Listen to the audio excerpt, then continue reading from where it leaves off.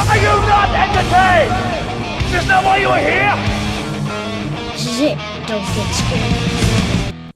Welcome back to a brand new Flick Pick live show. This is it. Don't get scared now. And there's a few main topics I want to talk about today. And most importantly, the first main topic before we dive into your questions, and by we, I mean just me, a lonely man sitting here in a I need to return some videotapes t-shirt and red underwear, which I might just whip out a little bit later. And the reason I'm wearing that red underwear, and only that red underwear, is because we got a brand new poster for the upcoming Superman movie from James Gunn, which comes out July 11th, 2025.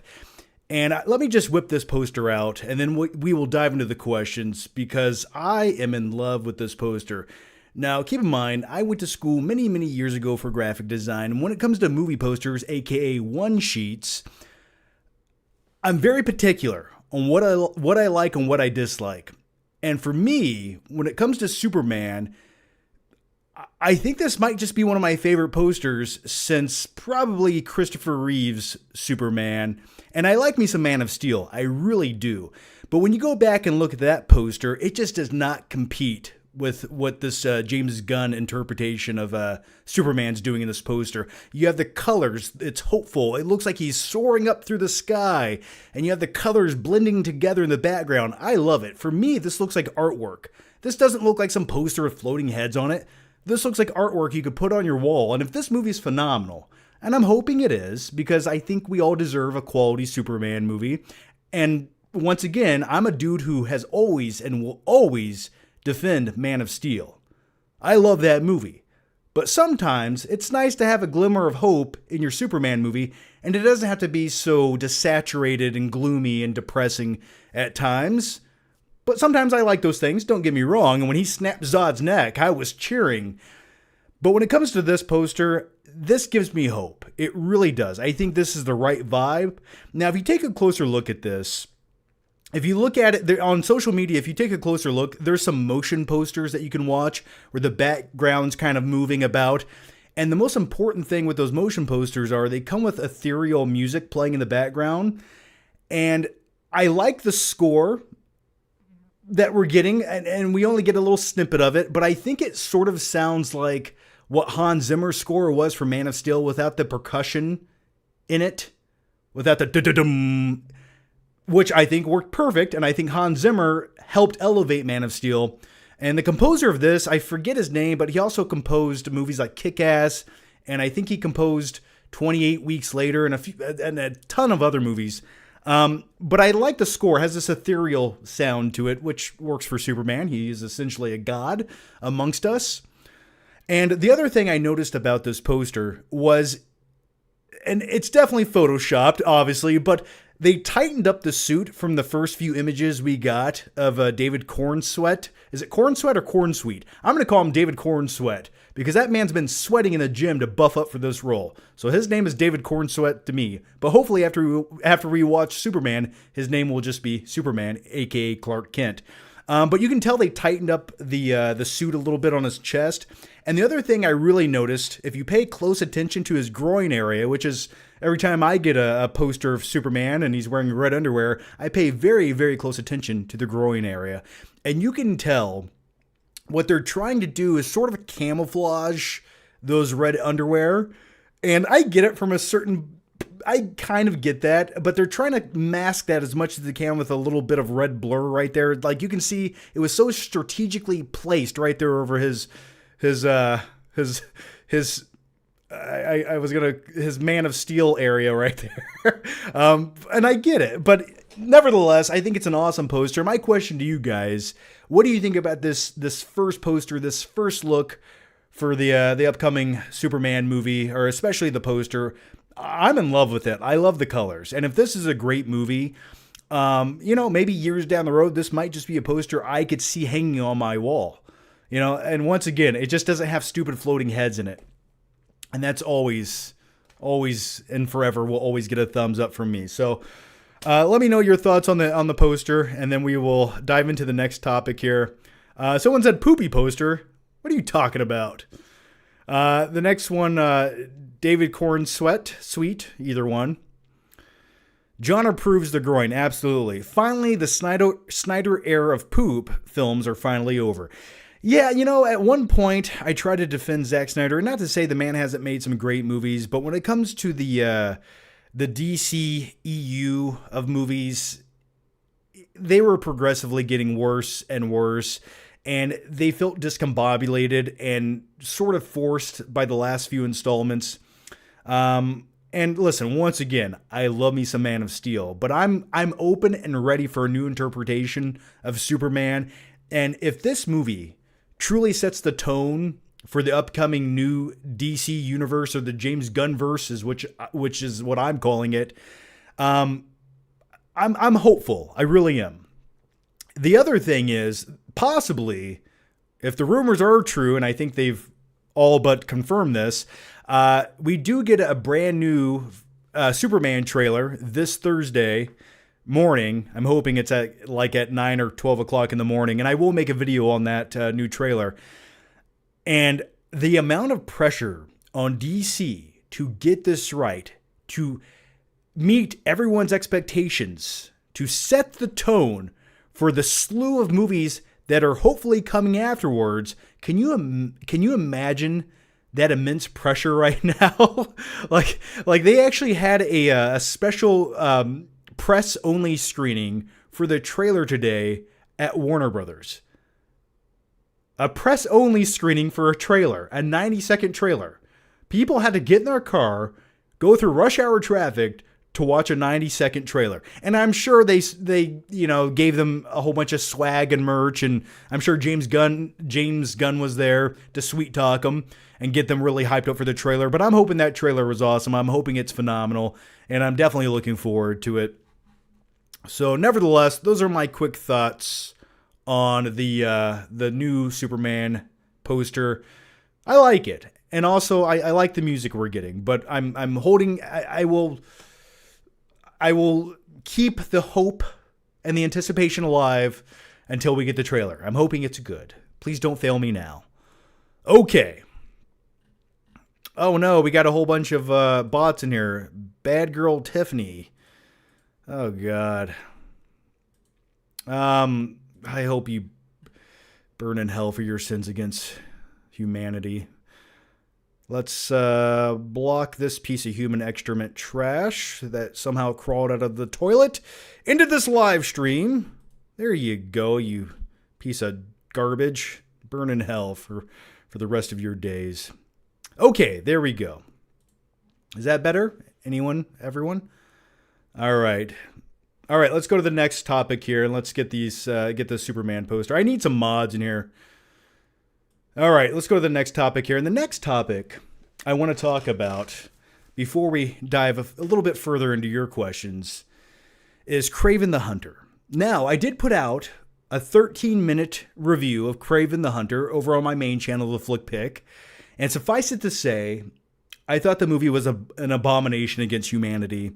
And it was actually worse than I thought it would be. And I'm just happy. I'm so happy that Sony finally came to the realization that their junky movies from the rogue gallery of Spider-Man simply were not working. And in my opinion, this is the biggest waste of money ever spent on cinema. Can you imagine? You make movies like, and some people like the Venom movies. I think they're just digital noise at best. I feel like they're a waste of Venom. And the odd thing is, out of all the rogue villains from the Spider-Verse to give an R rating to, they give it to Kraven's movie, but none of the Venom movies, which I feel like is sort of a detriment in my opinion. But they give it to Kraven the Hunter. Okay, now they can add some CGI blood splatter to like 12 scenes. Great, phenomenal. But it didn't help the movie, because as of right now, the box office for Kraven the Hunter, let's just break it down here. Let's go from the top down. And spoilers, Kraven is at the bottom of this list. But let me bring up the Kraven poster. You guys like graphics? There we go. That graphic right there costs $10 million to put in this live stream. I'm just kidding. Okay, so let's start from the top down. Venom, Let There Be Carnage, made $90 million. Venom made $80 million. Venom, The Last Dance, made $51 million. Morbius made $39 million, and we're just talking about opening weeks here, okay? We're not talking about totality or the global box office take. No. We're just talking about the opening week of box office numbers here. Madame Web made $15 million. Now keep that in mind, Madame Web. If you thought it couldn't get any worse, it does. Kraven the Hunter made $11 million at the box office. And finally, Sony pulled the life support off this attempt of whatever they were trying to do, the worst idea ever. And now we're finally scrapping it, flushing it down the toilet. That's where it should go, and that is where it belongs. In the sewer of cinema, as I like to call it. Now, when it comes to Kraven, it's one of those movies that you can't believe was made, and you also can't believe that it cost $100 million. When you have all these great ideas floating about, you have scripts that have great stories within them. But nope, Sony just said, you know what we need? A Kraven the Hunter movie. So if you want my thoughts on that movie, I have 13 minutes of those to give you over on the FlickPick channel. The link is down below. Check it out. And the more I think about the movie, the more I hate it. And also, I could have probably made like an hour and a half review for that movie. I really think I could have. And the truth is, I cut so much out of that review just for the sake of getting it out when I did. Because I had another 40 minutes of footage that I didn't even include in that review that maybe I should have. But a lot of it was just me rambling and screaming and then running about in my room. And it just got weird and slightly violent. But nevertheless, Kraven the Hunter was a big pile of shit. And some people like it, and that's fine. I understand. There's a lot of bad movies I sort of enjoy too. But if there was one hill that I refused to die on, even if I liked it, it would not be Kraven the Hunter. But Van Helsing, now that's a guilty pleasure movie. Okay, that has some rewatchability. Kraven the Hunter, no. Okay. So let's dive into your questions here, and let's start off with the first question here comes from Cody Gill, who says, New American Psycho is already terrible. That casting choice is horrible. Oh, now let's talk about the upcoming casting choice for the New American Psycho movie that will be directed by the same guy who directed Challengers, with Zendaya, which I sort of enjoyed that movie. I actually really enjoyed it. I thought some of the sequences in there where they were playing tennis were really intense, where you had the POV shot from the tennis ball's point of view, and I thought it made the tennis match really intense, and people are sweating. And sure, it's two simps fighting over some toxic chick. I get it. We've all been there, but nevertheless, I thought it was a good movie. But if you want to talk about Austin Butler as American Psycho, or AKA Patrick Bateman, because I need to return some videotapes, the t-shirt, so I guess this was meant to be, and plus I had the graphic ready to go. We can talk about this now. Now, when it comes to American Psycho, it's probably my top 20 movies of all time. I love dark humor, especially dark humor with a sociopathic main character, with his internal narration guiding the way for the audience. And sure, he does bizarre, crazy things throughout the film, but gosh darn it, he's just likable. Don't just look at it, eat it.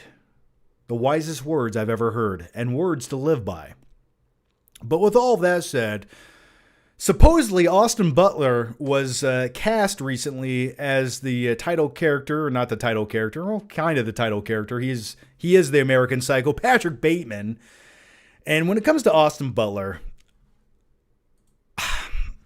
I just can't remove the fact that every time he's done an interview since being cast as Elvis Presley, he has that really forced, pretentious accent that's so fake and such. It's so put on to make him come across like this deep human being who's intellectual and philosophical. And every time he gives an interview, he's just like, yeah, so I'm going to be in this new movie, and maybe I'm going to play Patrick Bateman. And it's like, shut the fuck up, please, Austin, okay? You're some Disney Channel kid who got lucky. Drop the accent, okay? I liked you in Dune, but other than that, I've never really been a big fan of Austin Butler. I just haven't. I've tried to become a fan. I just can't quite get there. I just see this bug-eyed, linky guy moping around and on the screen, and I don't buy anything that he's selling, especially the confidence. I don't buy his confidence. Not for a second. I see right through it. Okay? The guy would fold like a I don't know, what's something that folds? Like a lawn chair. He would fold like a lawn chair under pressure. And I don't buy him as Patrick Bateman. That cool, calm demeanor where inside he's a raging psychopath that just wants to return some videotapes and chase hookers with a chainsaw. I don't see that from Austin Butler. Now, Christian Bale was born to play that role. Austin Butler, not so much. He was great in Dune. Throw some prosthetics on him, put him under the black sun. I'm all for it. But as Patrick Bateman, no thank you. I can't look at him. How can you buy him as Patrick Bateman? I don't see it. But then again, maybe he will blow us away and give the performance of a lifetime. But anyway, let's see Paul Allen's card. Oh my God, it even has a watermark. All right. So let's make reservations at Dorsia. And no, I do not want to hear about the specials, especially if we want to keep your spleen, Austin Butler. All right. Am I coming off too strong already in the live stream? I'm feeling a little bit angsty today. Maybe I've had too much caffeine, but let me get Austin Butler off this screen immediately before I vomit all over my keyboard. He's not even that bad of a looking guy. He's pretty handsome if you ask me, but what am I even saying anymore? Let's just dive into the questions. I just came here to talk about Superman. Okay. Okay, then the first question, actually the second question, comes from Avocado Balls Johnson, who says, would you purchase and eat from a popcorn bucket in the design of bloodstained toilet bowl from the 1998 movie Happiness? I have seen Happiness. I've seen it a few times.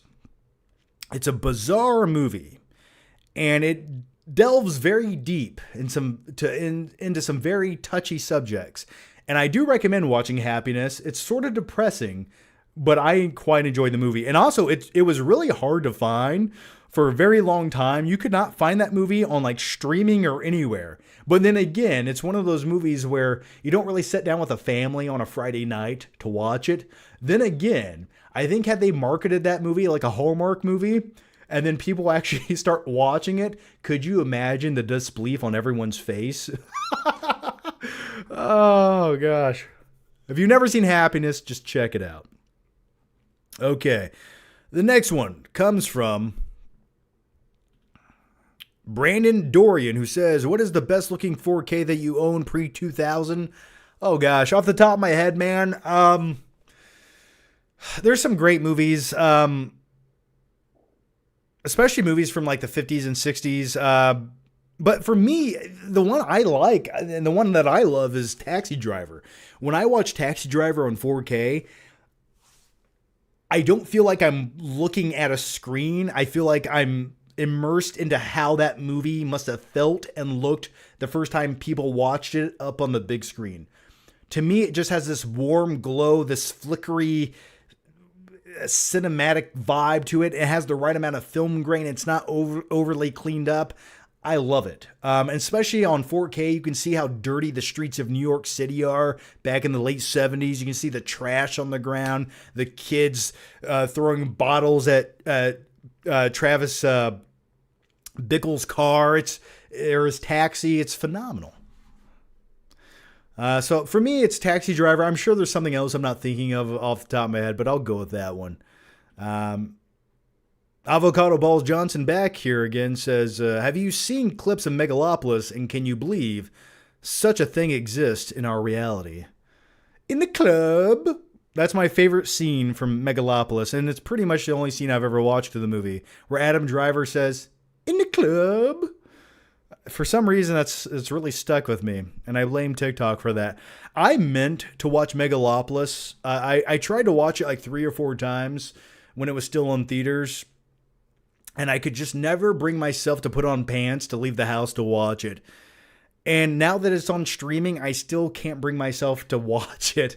I'm sorry. I've heard not one great thing about the movie. I've heard nothing but bad things. And really, I almost wanted to go out of my way to watch it just to talk about it. But I'm at a point in my life, and I've said this once before, and I'll say it again. I just don't want to waste my time on watching a movie I simply have no interest in or do not care about, that has no redeeming qualities, and not one other human being said that they actually sort of enjoyed it. So for that reason, I probably might not ever watch Megalopolis, but then again, who knows? I'm kind of weird and temperamental. I could watch it immediately following this live stream. Who knows? And by the way, thanks to all 278 of you beautiful people here watching. Thank you so much. And leave your thoughts, your opinions down below. Murph says, if you need more mods, I can be one. Murph, do we need more mods? Do we need mods? I don't know. How many sex robots do we have in the chat right now? That's the most important question. Some people might say too many. Some people might say not enough. All right. The next one comes from Caleb, who says, John, this is perhaps the most important question of your life, so answer with careful and critical thought. Boobs or butt? Why not both, you pervert? You filthy animal. Okay, the next one comes from Clark Ingleton, who says, John, I have a big question. What are your favorite and least favorite things about Christmas? I think I'm to a point where I am tired of buying people gifts for Christmas. I am utterly tired of doing it. If you are an adult and you have an income and you have a car, you can buy the shit that you want for yourself for Christmas, okay? Now, for children, okay, buy them gifts. That's fine. It makes sense. But I'm so tired of having the obligation of having to buy other people shit that they don't want and don't need to simply say, here you go. How about this? You don't buy me anything, I don't buy you anything, and we can still be friends. And heck, maybe, just maybe, we can share an eggnog together and talk about the good times. Or heck, even better yet, how about we all just sit down and watch Home Alone 2 together? And then we can all violently vomit as soon as the pigeon lady comes on screen. And by the way, I will say this. I did watch Home Alone 2 last night, right before going to bed, and I only got halfway through the movie. I got a little too tired to finish it. And I have some weird, dark thoughts I might need to share about Home Alone 2, but I don't want to ruin it for anyone, and especially don't want to get this live stream demonetized. I really don't want to do it. And you guys know, how much I hate the pigeon lady, okay? You already know that. That's not news. But when you watch, and if you pay close attention, and maybe I'm overthinking it, and I don't want to get too weird with you, but Tim Curry's character in Home Alone 2, who plays the clerk at the Ding Ding Dong Hotel. Credit card? You got it. When you watch his character from a different perspective, a darker perspective, if you will, he comes across, and how do I say this? And I love me some Tim Curry. It's not him. It's his character in the movie I'm referencing. But when you look at his character from a different perspective, he's really obsessed with Macaulay Culkin's character, is he not? From the first time he sees that small child all alone in the big city, staying at his hotel, he has like this weird infatuation with him. And then it goes further to where he sneaks into his room and he assumes that he is alone. He does not trust this kid. And he hears the shower running. And he still creeps further and further into the room. And then he goes into the shower. And it's only when he sees the silhouette of an adult, a.k.a. a clown, and he hears Uncle Frank's voice, that he then turns around and runs. But my question is, and I know this is getting dark, please don't unsubscribe. And if you're new here, please, I'm sorry to ruin Home Alone 2 for you. If Macaulay Culkin or Kevin McAllister was alone in that shower, what would have happened next? And I think that's the most important and most pivotal question you need to ask yourself about Home Alone 2. And with all that said, I'd like to move on immediately and eradicate this thought from my brain. And now let's all just close our eyes and forget about what I just said. Moving on. Let's go to the next question here. Let me take a drink of this caffeinated beverage. The next question comes from, and I hope it's a lighthearted one, Clark. Oh, yeah. How did we get started on that? Oh, my least favorite things about Christmas. Yes. The pigeon lady from Home Alone 2. There we go. Bakatir says, "This is man. I want to talk about man in suit." Yes. I love talking about men in blue spandex suits with red underwear. But it's a great poster, man. It really is. Okay, the next one comes from the 50% Doctor Who podcast, who says, "Ever had a bad trip on the old wacky tobacco?" No, I'm a gummy guy, man. So, I mean, if that's what you're referring to, and I guess more or less it is. No. Afterwards, I might get a little introspective too much. Like, the way I review movies like Kraven the Hunter is the way I start reviewing my own life, which just goes down the rabbit hole of getting angsty and anxiety and setting up till 3 o'clock in the morning, debating about who you are in life. And then you start looking up if we live in a simulation on Reddit at 4 o'clock in the morning. And then you spend the rest of the night just walking in circles, dusting the little crevices on your baseboards. So if that's what you're referring to, yeah, probably. I've been there. Okay, the next one comes from Non-Fat Matt, who says, "John, give us a lawn update. Also," what are your thoughts on Superman Return? There goes the robot voice. "John, give us a lawn update. Also, how's the heating pad?" Those are great questions, and you know me too well, and I appreciate that. Some of you guys know me better than some of my friends do. It's a weird phenomenon, but I wouldn't change it for anything, and I do appreciate it. So as far as my lawn goes, we are in winter. So the grass is not growing, and I am savoring the flavor to get back on my riding lawnmower as soon as possible when spring comes. As far as my heating pad goes, if you didn't know, I'm old and I have sciatica, and I do on a regular basis use a heating pad. I know you guys thought you were coming here to talk about Superman. No, we're talking about my lower back pain and my heating pad. Okay, this is what we're gonna do now. But no, it actually broke last week. I think it glitched out or something, and now it gets really hot to the point where I think it's going to start a house fire, and it feels really good for about 10 minutes, and then it starts boiling my ass cheeks, and I immediately have to turn it off. So my heating pad is broken. So thank you for the question. I hope that was a sufficient answer. Okay, the next one comes from Mika Claiborne. Okay, Mika, what do you got here? "Hey, John, I'm looking to upgrade some of my Blu-rays to 4K. Is Terminator 2 4K worth the upgrade?" Let's finish the question. "One of my all-time favorite movies, but I know the 4K transfers aren't always superior. In my opinion, the 4K transfer of Terminator 2 Judgment Day, which is the quintessential best action film of all time, and I will stand by that, it's not a very good upgrade. It's really not. It's not a very good transfer. It's a little too clean, a little too slick. They removed too much grain. The movie looks a little soulless and flat.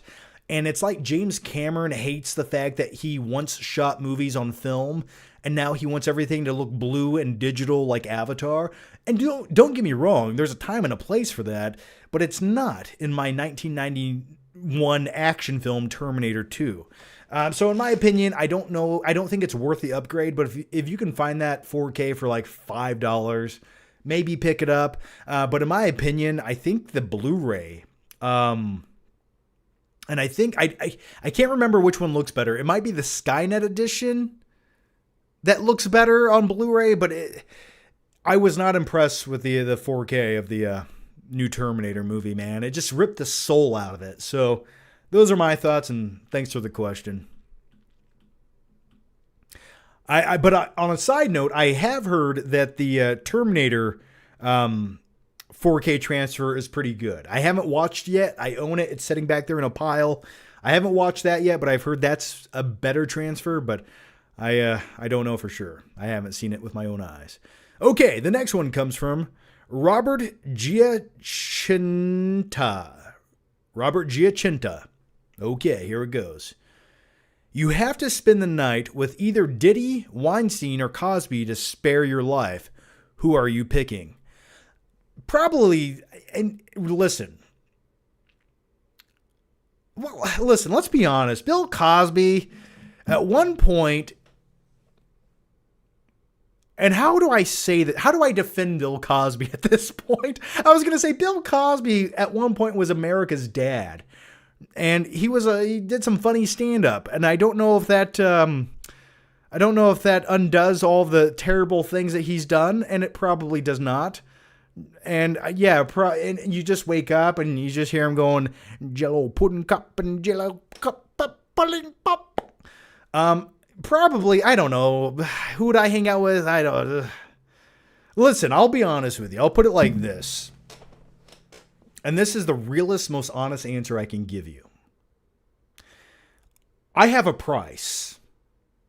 I'm not looking to work until I'm 75 years old. No, thank you. So if Diddy showed up with 500 bottles of baby oil and said, hey, here's a briefcase full of cash, you just got to take it.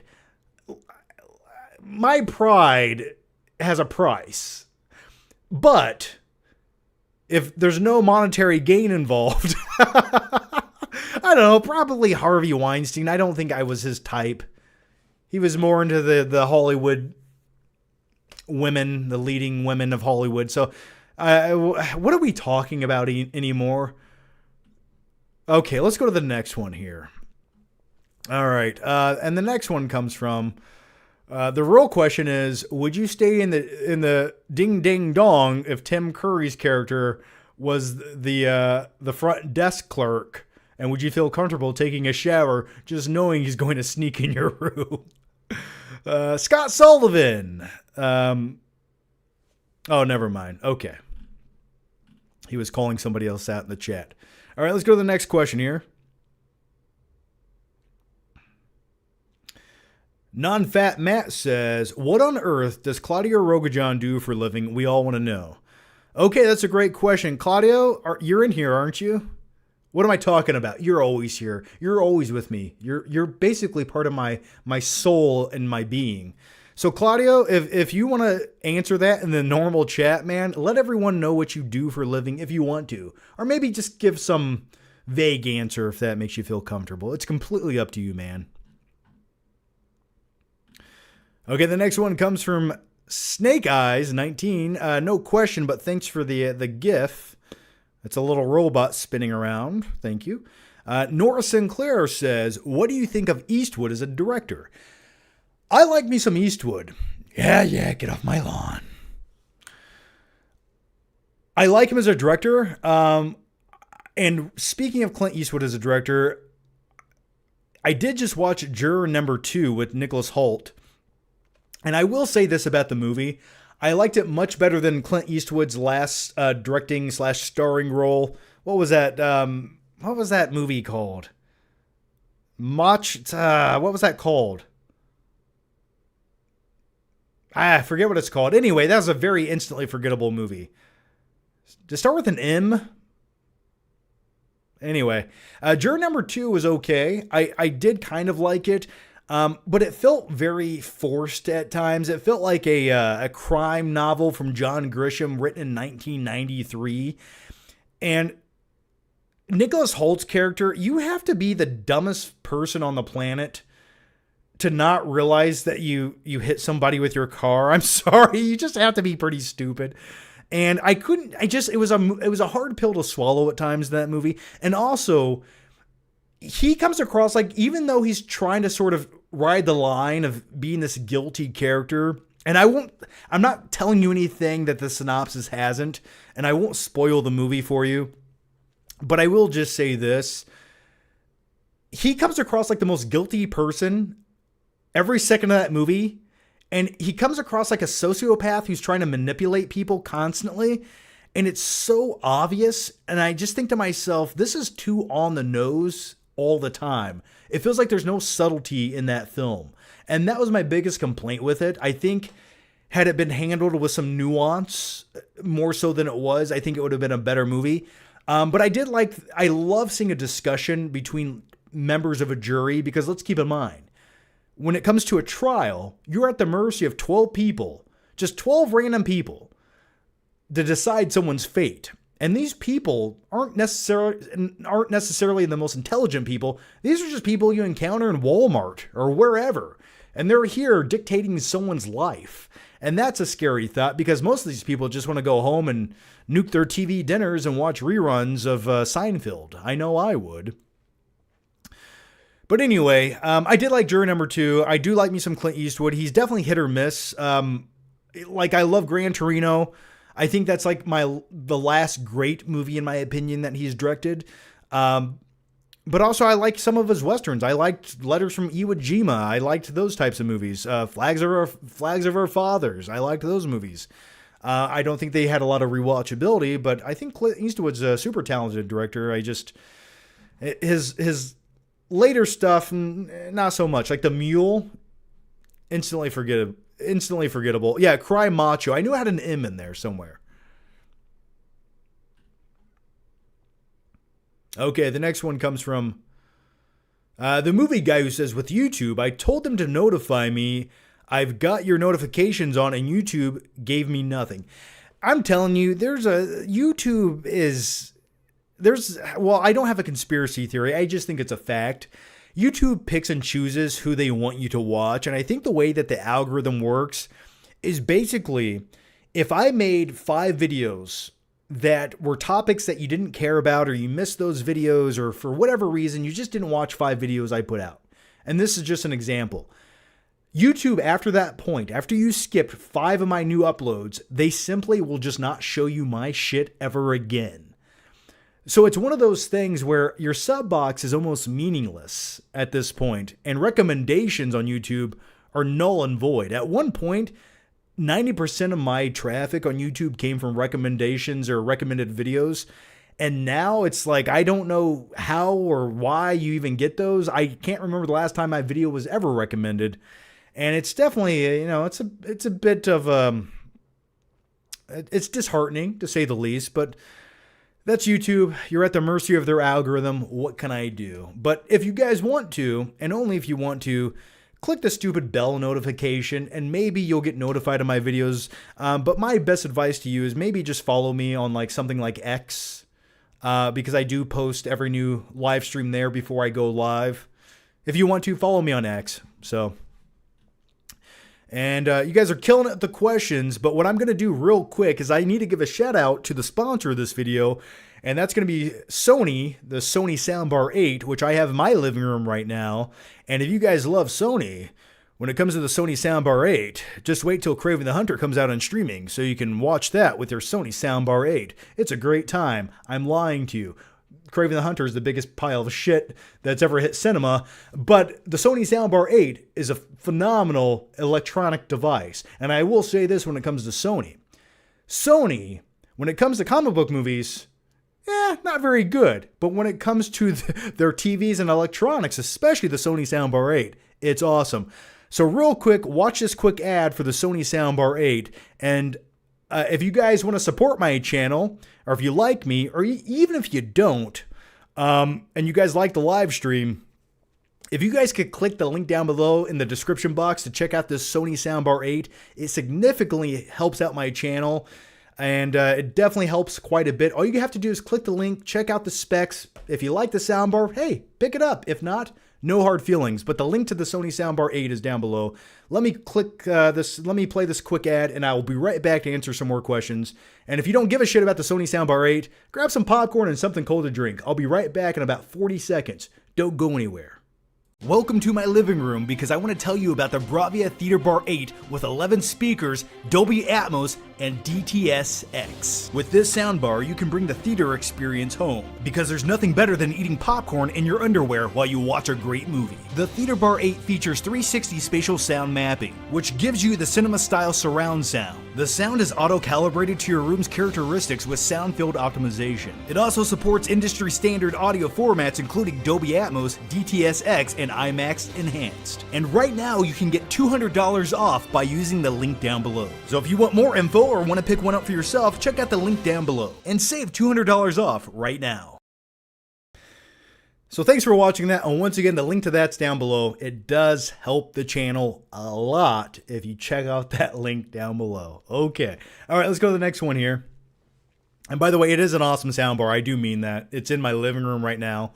And after this live show, I'm going to go watch some Monday Night Raw. Because, hey, I was talking about Superman, and obviously I love muscle-bound men in underwear. When it comes to pro wrestling, sounds even great on the soundbar. So, okay. Let's go to the next question here. What is Claudio Rojan in the house? How's it going, buddy? And his question is, hey, John, I saw Kraven the Hunter, and man, that was awful. So many stupid, little on-the-nose bullshit things in that movie, like how the Rhino carries a Chiappa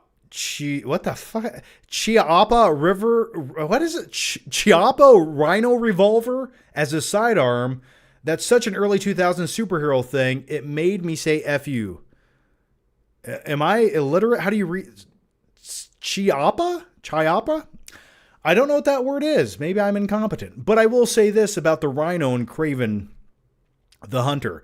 I loved how during the entirety of the movie, he wears like a hiking backpack that has one of those straws in it, like you would drink from when you're hiking or riding a mountain bike. Except he keeps his straw in his abdomen, and that suppresses the Rhino. It's sort of like Venom for Bane, except the opposite. You know, he doesn't get all jacked up on venom in his veins that become a big muscle-bound badass to break the bat. No. He's suppressing the Rhino. But this really convoluted story where all of the villains all get medical procedures by some doctor in New York City, and they become these big monsters. It's just like, why would you ever sign up for such a thing? But everyone's doing it. And the Rhino talks somebody else into doing it, and another character does it in the movie. It feels so contrived and forced. And the thing about Kraven the Hunter, when it comes to that film, obviously it was supposed to come out last year. It was delayed a year. And during that time, they went back in and did a lot of reshoots for that movie. And it's blatantly obvious when you watch it because you can just feel those new tacked-in scenes oozing through the screen. And they also have like forced dialogue where they added CG to the characters' mouths and did some post ADR to where their mouths don't even look like they're moving properly because it looks like a Snapchat filter, and the ADR, rather than sound like two characters are having a conversation outside, it just sounds like someone is talking into a podcast mic like this. Hey, Kraven, do you want to go hunting today? And it's just like, I mean, that would be a better bit of dialogue than what you get in Kraven the Hunter. But my biggest problem with that movie, Kraven the Hunter, it's not the tacked-in reshoots. It's not the terrible script. It's not the lackluster CGI. It's not the forced quippy one-liners or the terrible performances or the clunkiness of the storytelling or basically everything about the movie. It's one scene in particular where it took every fiber in my being not to stand up in the middle of in the theater and just scream until I blacked out. It's a sequence where Aaron Taylor Johnson, he's randomly walking, and I swear this was a tacked-in reshot sequence. They just said, we need more action in the movie. He's walking down like a trail with Callisto, whatever her stupid name is. Terrible actor, terrible character, who cares? But anyway, he's walking and talking to her about nothingness, and he randomly gets in a fight with a leopard. And this leopard is clawing him and scratching him, and they're rolling around in the dirt. And it's like, okay. And then he stands up, and he has a scratch on his arm, right? He has a scratch right here. But the scratch instantly stops where his t-shirt starts. It just stops and starts. Because when a leopard with, 5-inch claws scratches your arm, they say, okay, there's a t-shirt there. I got to stop. We got to stop at the t-shirt, okay? But it goes deeper than that. Much, much deeper than that. This man of the wilderness, who always looks so freshly groomed and shaved, he's probably using Dr. Squat's soap. He rolls around in the dirt and the mud with this animal, this wild animal, and not a speck of dirt is on his freshly pressed white t-shirt. Not a speck.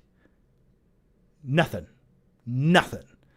And that lack of attention of detail, it infuriated me more than you could ever imagine. I want to know who's responsible for that. I really do.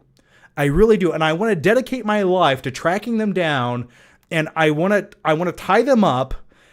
No, I want to use duct tape.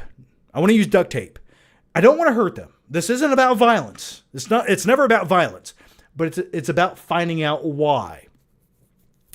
And I want to just sit there with them and ask them, what were you thinking? Why did you do this? And if the only answer they can give me is Sony made me, okay, I can live with that.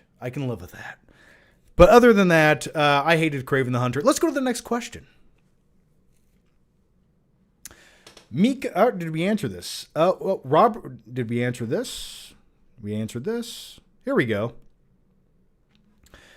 Hiram Lavonos. I swear everyone who watches my live stream have the most complicated last name to where I just cannot pronounce it. It's just a string of letters put together to where I cannot pronounce these words. Anyway, Hiram, here it goes, buddy. Watch Broken Lizards Club. Watch Broken Lizards Club Dread, and you'll get the gist of what I'm talking about. I've watched that movie once when it came out. I liked Super Troopers, but everything else they did the movie Beer Fest, which I watched once. Everything else that they did, I just didn't find it all that funny. All right. Nova Sonic says the soundbar is only 150 off? What? Well, it was supposed to be 200 off. Maybe they changed it. I'm sorry for that. Well, I blatantly lied, man. I'm sorry. Well, if it's 150 off, never mind. Then don't even buy it. All right, let's go to the next one. Let's go to the next one here. Well, it was 200 off last week. They must have changed something.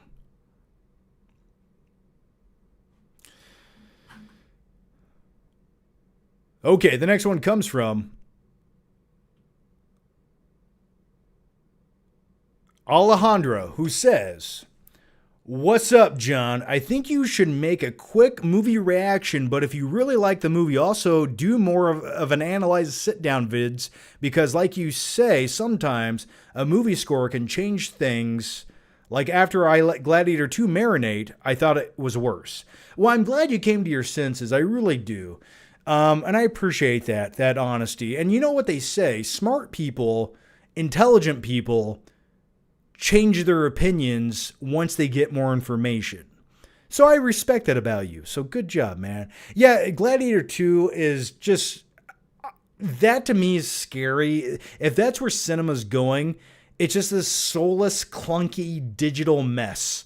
And it's like, are timeless classics a thing of the past? Will we ever get such things again? And I'm not being hard on movies. It's not that I hate everything. It's that I love good movies so much that I just want more of them. And if I have to basically be hyperbolic and criticize a film, I'm going to do that. Because studios need to be made aware that we as people who love quality storytelling, we can't accept crap like this anymore. We just can't do it. And I think people have woken up to the fact, especially the fact that Kraven the Hunter made $11 million. I hope everyone that has a part in this film, and especially a part in Madame Web, I call it Madame Web, Madam Web, Kraven, the Venom movies, Morbius, whoever is responsible for that should not be in a position of power or a creative position of power at Sony. They shouldn't be there. They just simply shouldn't. They clearly don't have taste. They definitely don't have talent. And I was going to say something else, but I'll keep that to myself. But suffice it to say, what was the question again? Oh, yes. I'm glad that you don't like Gladiator 2 as much as me. But it's not a very good movie, man. And scores definitely make the movie. That's the truth. There's a lot of movies I love, but if you get rid of the score, maybe not as good. Just putting it out there. If you looked at half of Steven Spielberg's movies and you remove the score from John Williams, I'm telling you, man, the magic's not quite there sometimes. Dustin Rich says, which 87 movie do you prefer, RoboCop or Predator? Over the Top. Over the Top came out in 1987. Probably, to be honest with you, the weird thing is with Predator and RoboCop, I grew up watching both of those movies, but I always, for some reason, we would watch RoboCop more often. And not to say I don't love Predator. Excuse me, I love me some Predator. I think it's a quintessential action movie of all time. Do it now, I'm here. But the question you have to ask yourself, does anyone eat baby food in the movie Predator? Is there a robot in the movie Predator? You have an alien. You have the Predator. But is there a robot? No, there is not. Also, I would like to see RoboCop versus the Predator. And let's all be honest. The RoboCop had the mobility of a trash can, okay? Like, I feel like if I got in a fight with RoboCop, if I just ran up behind him and kicked him over, I would probably win that fight. Let's be honest. But in my household, RoboCop was like a way of life. Predator came second. So I hope that answered the question. But if I had to pick one movie from 87 that just hits me in the feels, it's Over the Top, man. Someone said, James says, hey, John, thoughts on chicken fingers? I like me some chicken fingers, man. Chicken tenders, chicken fingers, barbecue sauce, honey mustard. Can't go wrong. Social Native says, John, did you watch Nightmare Before Christmas this time around? Listen, I have a really unpopular opinion to share with you, and I think now might be the time to do it because 308 people are in here watching, and I think this is the time to say it.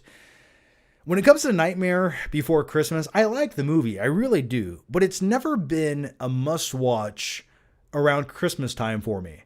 I know. Don't hate me. Home Alone 1, Home Alone 2, Jingle All the Way, absolutely. But I've never felt the strong desire to rewatch Nightmare Before Christmas every Christmas. Does anyone else share that same sentiment? Let me know down below so I don't feel all alone. Okay, the next one comes from Movies for Life. Hey, John, have you seen Transformers 1? I have not seen it yet. It's surprisingly great, easily my favorite in the franchise. Highly recommend if you haven't seen it. Yeah, I've been meaning to get around to checking it out. I've heard good things, and I'm going to check it out. But the cynic in me, and hear me out for a second, no matter how good an animated Transformers movie is, I just don't have the time in my day to watch it. For some reason, I can't bring myself to do it. I'm like, let me watch The Brutalist instead. Let me watch Juror Number 2 instead. I don't know. I just haven't been able to bring myself to watch Transformers 1 yet. And I feel like I was so tainted by the last few Transformers movies where I'm just like, I don't really care anymore about robots in disguise. I don't know. Is that too negative? Let me know. I'll check it out at some point. Okay, the next one comes from the Movie Raider, who says, John, what are your thoughts on Superman Returns? Did you think Gunn's Superman movie will have the same flaw of trying to recapture the Reeve-esque approach to the character? Both great questions.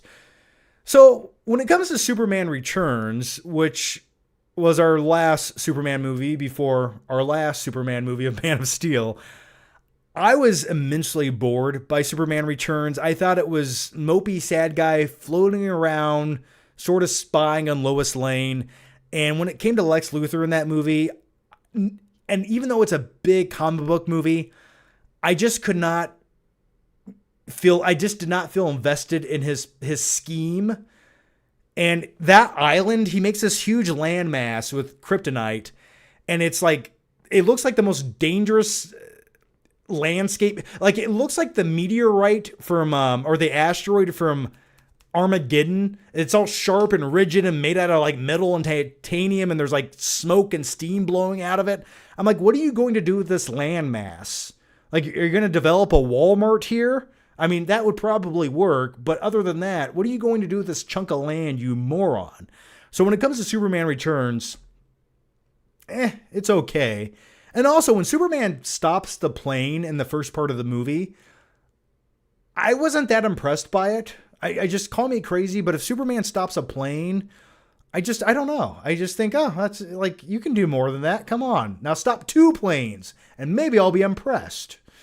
But other than that, and also speaking of a Superman-like character stopping a plane, I love that episode from Homelander where he's talking about stopping the plane, and he talks about the logistics of it. And he's like, yeah, I can't stop it. It'll just crush like a pop can. And he just leaves everyone on board to die. And I'm like, you know what? I almost respect that decision in a weird way. But anyway, those are my thoughts on Superman Returns. But one thing I did want to mention early on in this live show was, the one thing I did forget to mention was, and speaking of Superman, this poster with Superman, it definitely looks like Christopher Reeve's Superman. I mean, you squint your eyes, that looks like Christopher Reeves. And I think ever since Christopher Reeves was cast as Superman, it's like, that's the look we go for, no matter what. And I know they base the character on the comic books, obviously, but it feels like every interpretation that we get looks more like Christopher Reeve than it does those original comic books from the Golden Age. But with all that said, I did want to mention this briefly, and not to get too depressing, but I did watch the Superman Christopher Reeves documentary story on HBO Max the other night. And I watched it very late at night, and I had to stop halfway through this documentary. I really did. And not because it's bad or it's not well made. It is, I think it's probably one of the most depressing things I've watched in a very long time. It's like watching, Schindler's List times 25, right? And I was really, maybe my empathy levels were higher that night than they typically are, or maybe it was a full moon. I'm not quite sure what to tell you. But when I was watching Christopher Reeves as a quadriplegic after his accident, sort of just reminiscing about his life and how he's a burden on everyone, and things will never be the same, and you ask the question, why me? Why me? Is this real? I put myself in that position, and it sent chills down my spine. And I had to shut the movie off halfway through. I couldn't take it anymore. I just could not take the feels it was giving me. So anyway, those are my thoughts on that documentary. If you haven't seen it, definitely check it out. And if for nothing else, when you watch things like that, it'll put your life into perspective. You know, if you're having a bad day, watch Superman, a Christopher Reeve story, and you go, yeah, okay, you know what? Life goes on. I just thought it was very moving. And also, I didn't know Christopher Reeves had alopecia when he was younger, and when he was shooting the Superman movies, he actually had a hairpiece because he was sort of bald. I didn't know that. Also, the other thing I wanted to talk about when it comes to that documentary, which, by the way, once again, great documentary. I will finish it at some point. But it's got to be the right time and the right place, because you can't turn shit on like that right before you go to bed. You can't do it. But what was I saying? Someone just said, must not be a true fan. I don't know what you're talking about. What was I saying? Oh, yes. The thing I wanted to mention about the documentary. Oh, when he first presented himself to the public when he was in his wheelchair after his accident, he came to the Oscars, and you saw all the actors standing up watching him as he rolled out on stage, and you see Nicolas Cage clapping and standing up. And I thought that was a nice touching moment, especially the close-up of Nicolas Cage, because he's a huge Superman fan, and at one point he almost did become Superman. Unfortunately, we will never get to see that, but the closest we'll ever get is some pictures of him trying on a test suit, or if you watch The Flash, you can see some shitty CGI Nicolas Cage Superman fighting a spider. Okay, the next one, and holy shitballs, M. Magical M. You know what M stands for? It stands for magical and mystical, because M, that is what you are. Holy shit, with the super chat of the year, man. Okay, I can't even talk anymore. Okay. Glad I caught your lives. Merry Christmas, John. Thanks again for all the entertainment. As someone who entertains others in the industry, it's nice to be on the receiving end. Well, sometimes I like to say it's nice giving it, but sometimes it's even better taking it. I think that's a quote from John Travolta. I'm not quite sure. If you get the joke, give the video a like. If you don't, let's just keep talking. But nevertheless, M, thank you so much. One day you'll have to tell me your secret identity, and I will keep it close to the vest, I promise you. But thank you nevertheless. Thank you so much. I don't know what M stands for. I would give anything to know. But thank you so much. That's a very generous super chat, man. Too generous. I really do mean that. And it does help a lot. I don't even know what to do with that, man. I don't know. What do I do with this? So do I dance? Do I sing? If I had some firecrackers right now, I would light them off in my office. I'm not lying to you. And I dance around them. But nevertheless, M, thank you so much, and Merry Christmas to you. And you know what? I think I love you. But thanks so much, man. I don't even know what to say to that. That's too generous. M is the GOAT, man. You guys are too good to me. I mean it. I don't deserve you. I don't. You're too good to me. Dance and sing? I'll come up with something, man. I will come up with something. But thank you so much. M, here's a little digital hug from me to you. And hey, listen, it's just us right now. Shh. The walls will fade behind us, and it's just us. The essence of two people alone on the internet as 305 people watch. But you are my microphone, my desire, and my passion. And I love you. Okay. Shh, don't tell anybody what I've done to you. Okay, let's go to the next one here. And thank you so much. I don't know how to come back from that. If I was wearing pants right now, I'd go back there and do a handstand. Okay, let's go to the next one here. Yeah, M is secretly Bruce Wayne. Yes. Thank you so much, man. Someone said do a John Campy impression. John Camp. Okay, I'll do a John Campy impression. Oh, God, here it goes. And for our next main topic, no, I preface this. Now, hear me out for a second. Now, I'm from Canada, okay, you shit dick? And let me say this.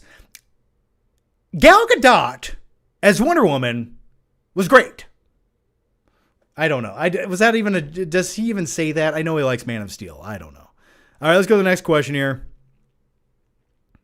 And M, thank you so much, man. Okay, the next one comes from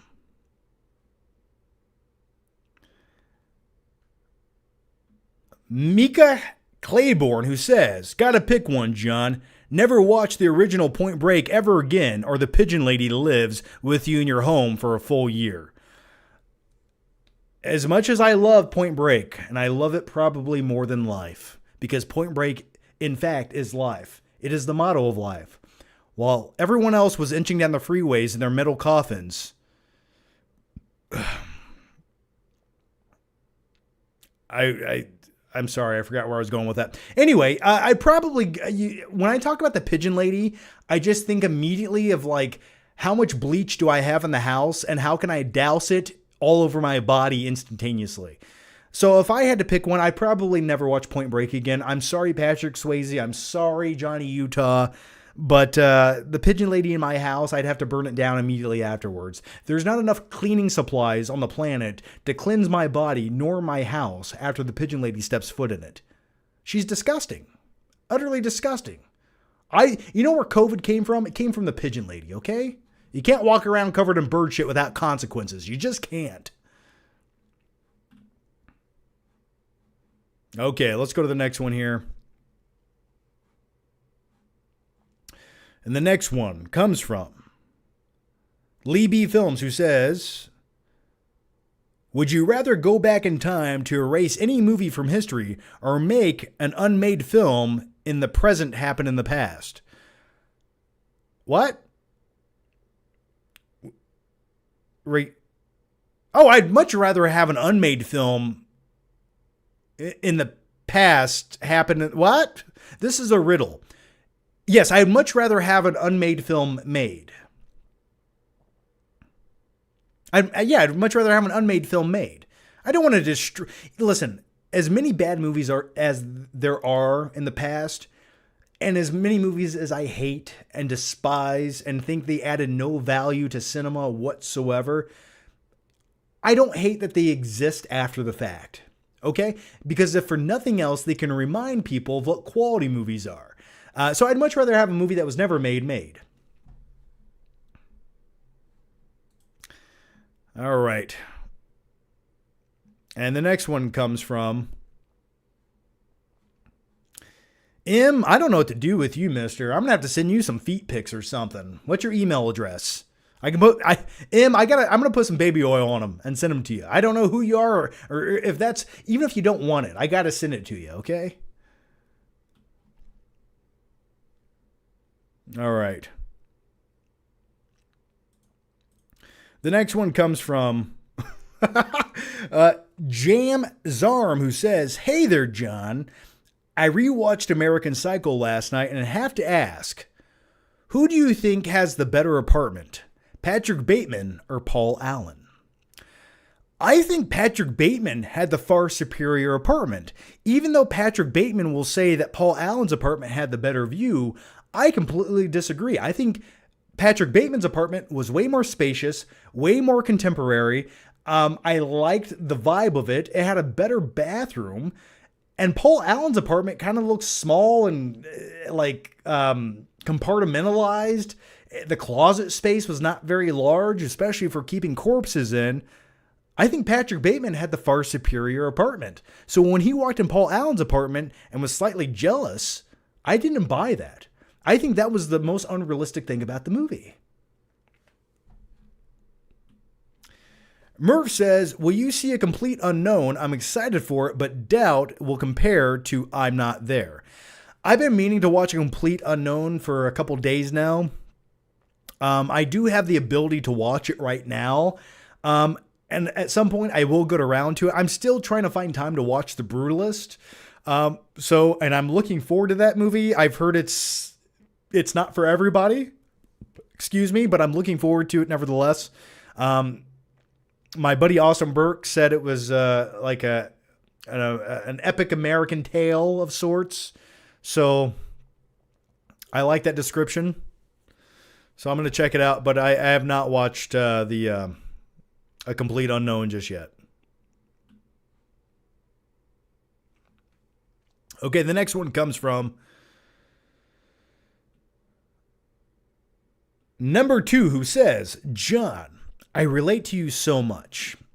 I'm a bigger guy who works out and people are shocked how much of a movie buff I am. They wonder why a guy like me likes movies so much. I have even started writing my own screenplays that are dark, gritty action thrillers. Well, that's awesome, man.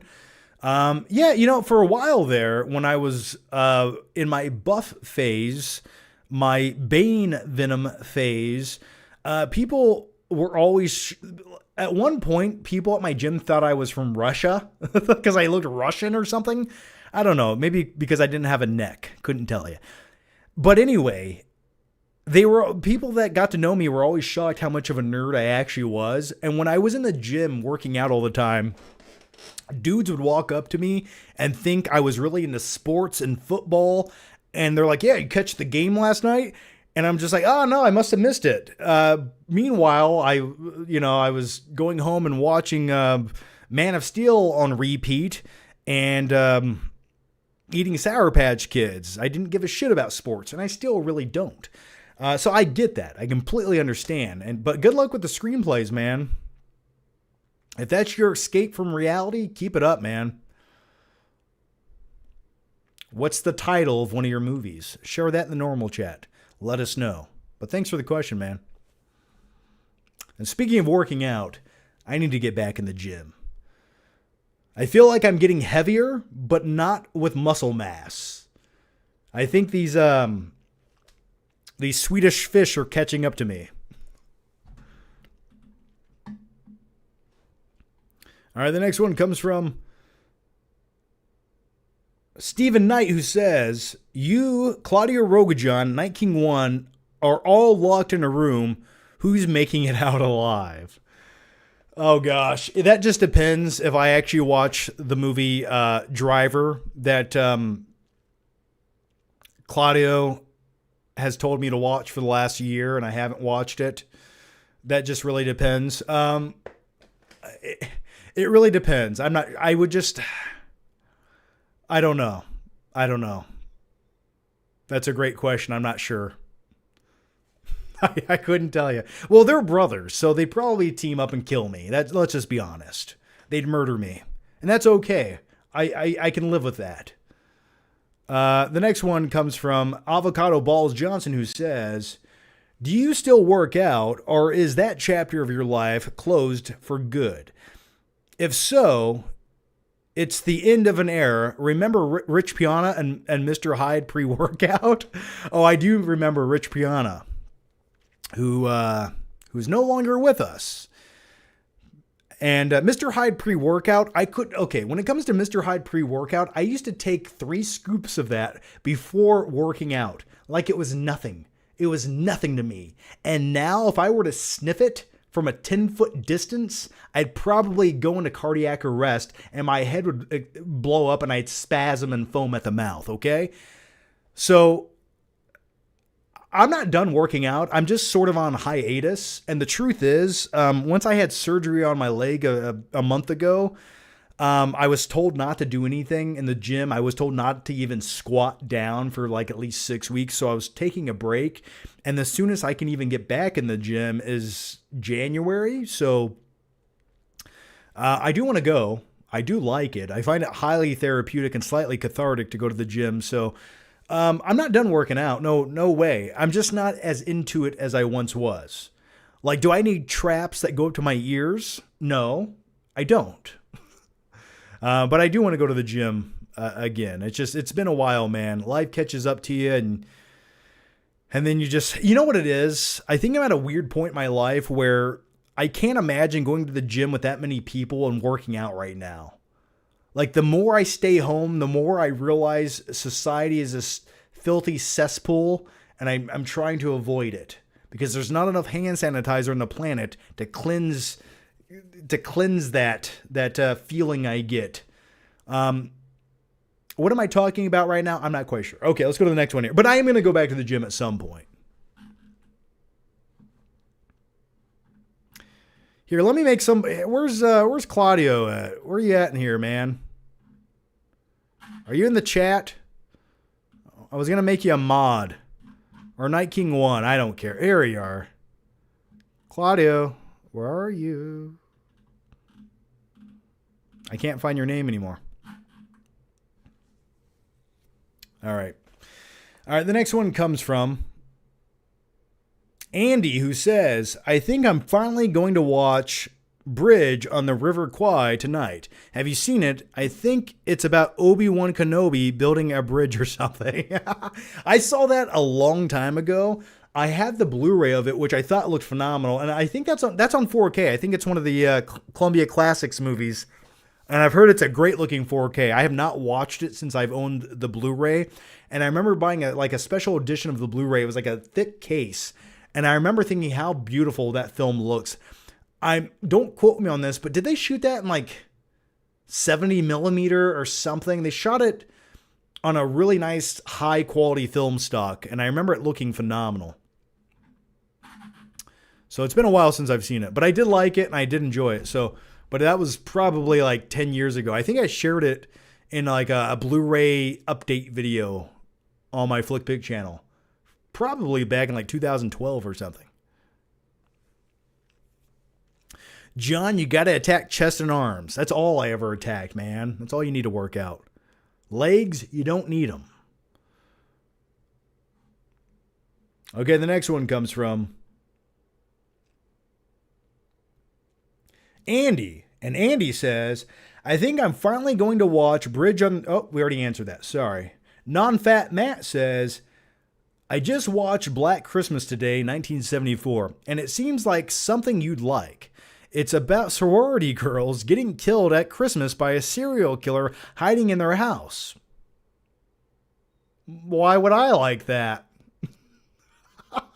Anyway, I can see how it inspired Halloween and Scream. Have you seen it? I have not ever sat down and watched Black Christmas 74. I remember they came out with like the modern day remake of it, and it just looked really bad. But I've never watched it. I've heard good things. I know it inspired a lot of horror films like Halloween. But I've never sat down and watched it. Never. You recommend it? You say it's good? I've heard it's good. So I'll add it to the list. Maybe I'll watch it on Christmas Day with the family.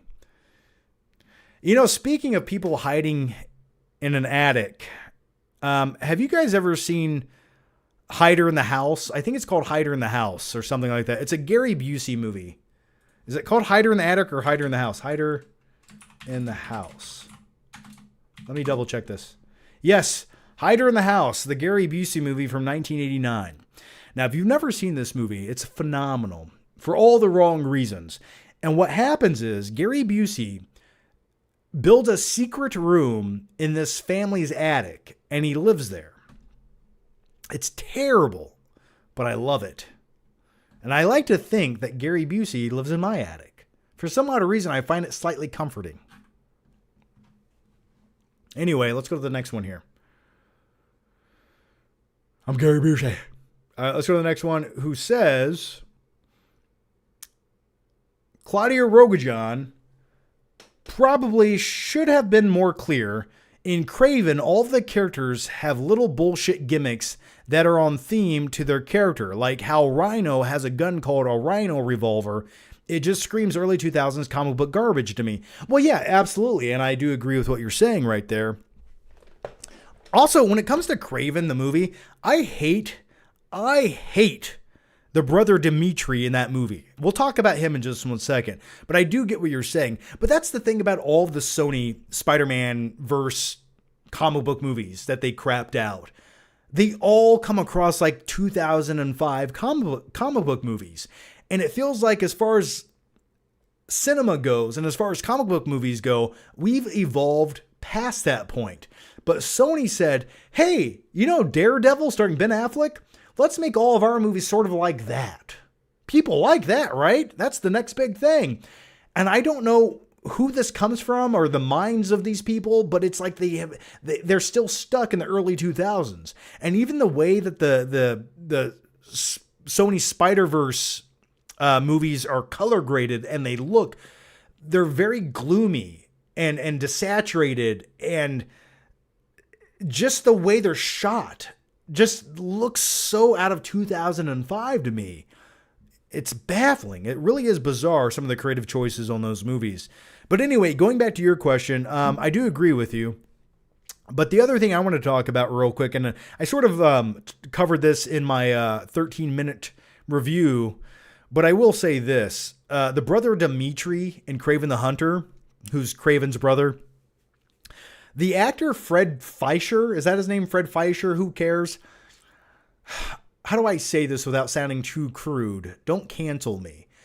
When I watched him in Gladiator 2, where he plays one of the emperors, he plays the emperor with syphilis, who's a little bit kooky and weird and might be slightly on the spectrum. I thought that's because that emperor had syphilis and his mind was rotting out of his ear, and maybe he was a product of incest to keep the bloodlines the royalty bloodline pure, they have incest. So I thought that's why his character was so weird and kooky and bizarre. But then I saw the actor give a performance in a little movie called Kraven the Hunter, where he plays Kraven's brother once again. And this actor's performance is still very odd. It's bizarre. And before I talk shit about him in my review, I literally had to look this up. I thought maybe he had a disability and he's an actor. But no, I couldn't find anything. He's just a bad actor. So I don't feel bad when I say this. I think he's an atrocious, terrible actor. And his character, Dimitri, in that movie, I didn't know if he was inspired by Arnie from the movie Gilbert Grape, because he comes across like weird and kooky, and I just couldn't pick up what he was putting down whatsoever. Am I the only one? Please share your thoughts and your feelings below. How is he being cast in these big, huge Hollywood movies? And it's not like he has one scene. He's like one of the main characters in the movie. What's happening? Who's casting this guy and why?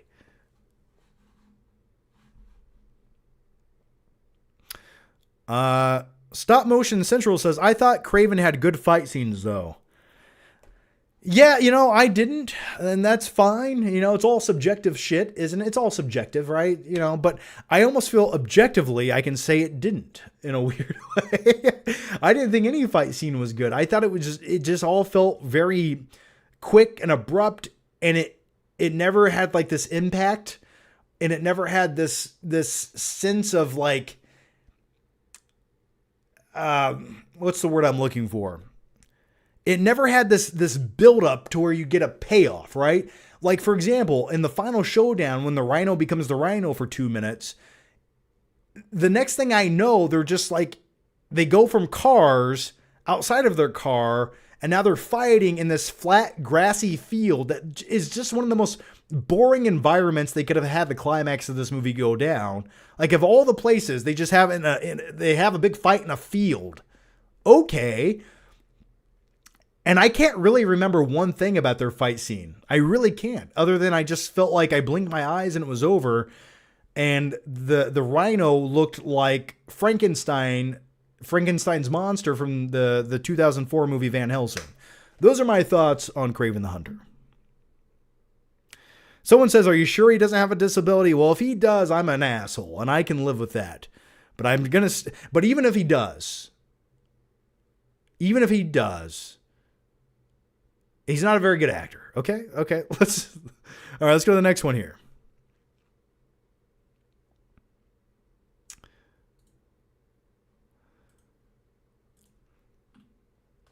Okay. The next one comes from, someone says, Nora is in the top 5 movies of the year for me. I liked Nora. It could be maybe in the top, it might squeak in the top 10. It might. But in the last few weeks, I've seen a few movies that might have pushed it out. Nosferatu? I did see Nosferatu. And I'm going to savor that flavor. I'll talk about it later. I will just say this about the movie. I really enjoyed it. If you're a Robert Eggers fan, I think you'll love the movie.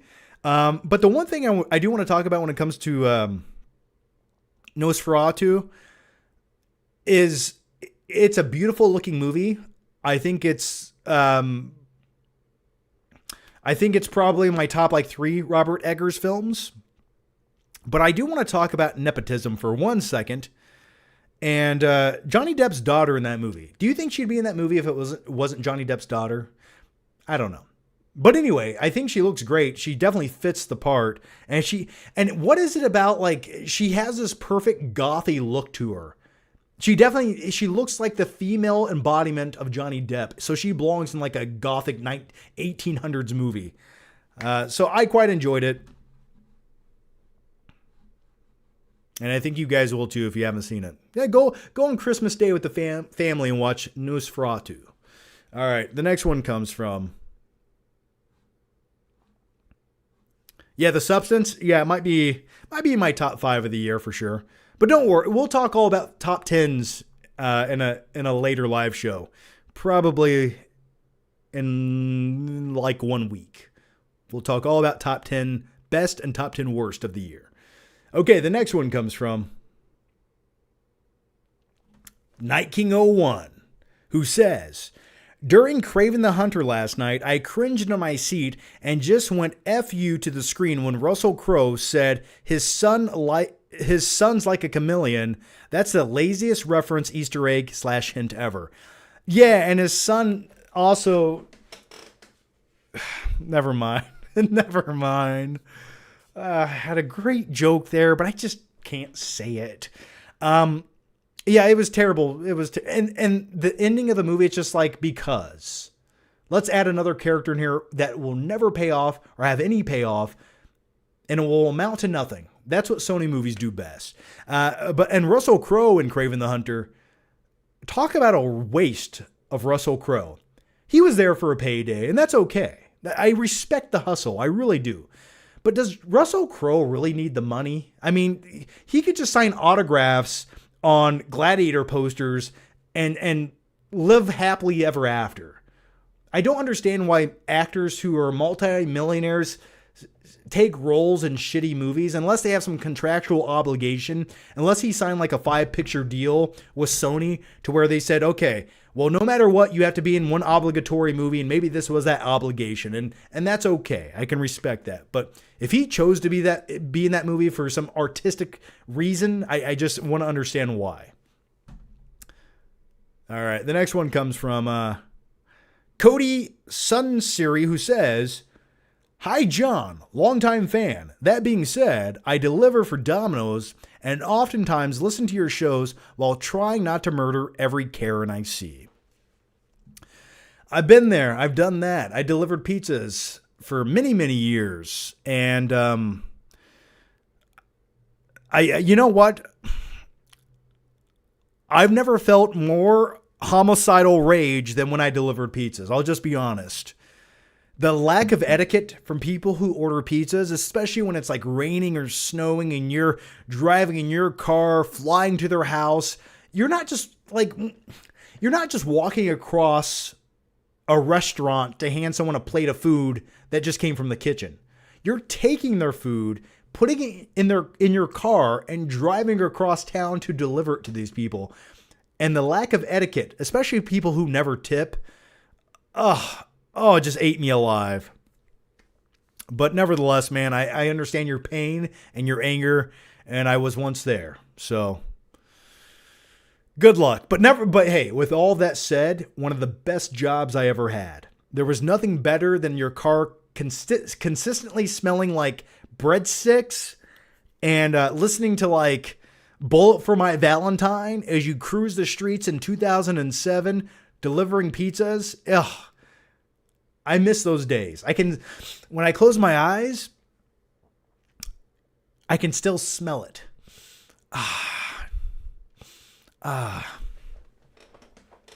And one of my favorite things to do as a pizza delivery driver, and for legal reasons, this is just hypothetical. I didn't really do this. So when at a pizza place, you have carry-out orders and you have delivery orders. Okay, right? So what I would do, because you know what, Pizza Hut had enough money, I would place a fake carry-out order, and I would order whatever I wanted. Didn't matter. Whatever I was in the mood for that day, I would order it. And I would, some breadsticks, maybe a personal pan pizza, a couple drinks, whatever, okay? And then they would make that, and they set it on the carry-out rack. And keep in mind, I'm the customer for this item, but I'm not going to pay for this item. I'm simply going to pick it up and put it in my car and eat it on the way to my next delivery. That's a little life hack I wanted to share with all of you. It's okay. It doesn't really hurt anyone, right? It's just pizza dough. Let's be honest. All right, let's go to the next question here as I commit all the crimes and felonies I committed at Pizza Hut. And that's just one of many, I assure you. And if Pizza Hut's watching right now, I'm just kidding. I'm just joking. Actually, I think... Okay, let's go to the next one. Cody, did we answer this one? Jesus Salcido says, Are you doing Secret Santa with your family? We kind of are. We are doing a Secret Santa. But I guess I told the person who I'm supposed to buy something for that I'm going to buy them what they want because they made a reference to a podcast mic that they wanted to buy. And I'm like, that's right up my alley, man. I'll buy that shit right now on Amazon for you. I support that. So I bought them a podcast mic. But they already know they're getting it.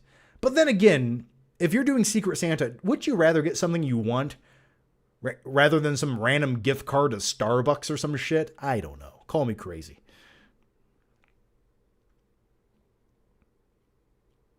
What year did Nice Guys come out? Wasn't that 2015? 2016?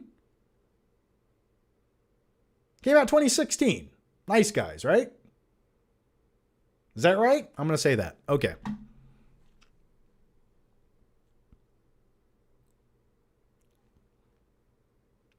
The next one comes from,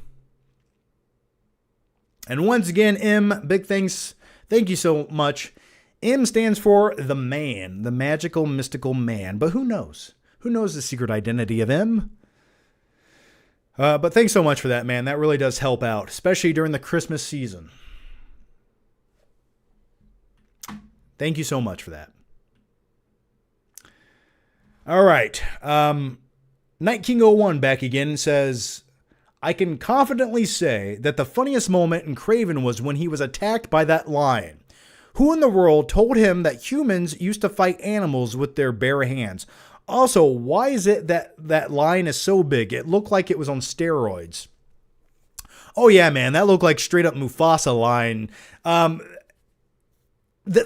do agree with you. That is the funniest scene in Kraven the Hunter.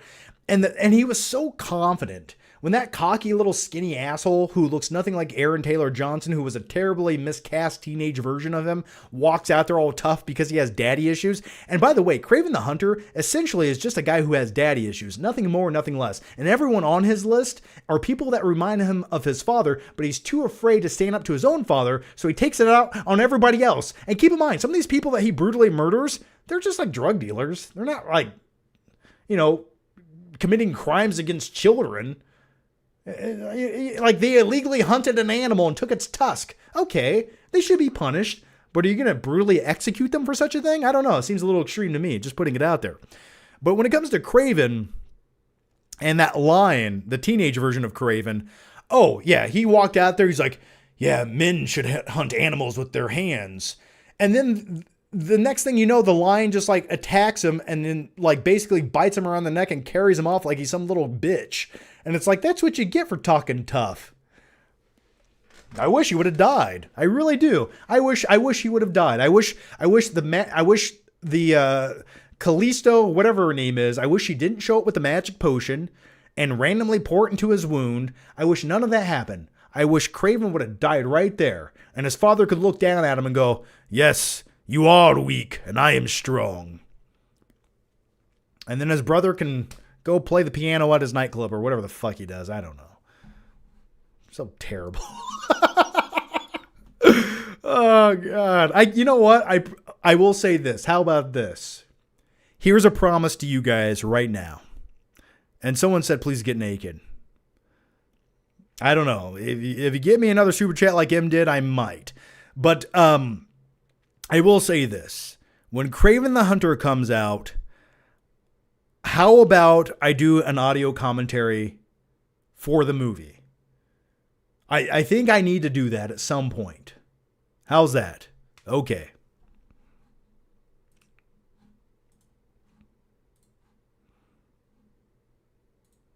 All right, let's block Carly because everyone says you're annoying and you're a troll. And I just don't have time for this shit. I don't.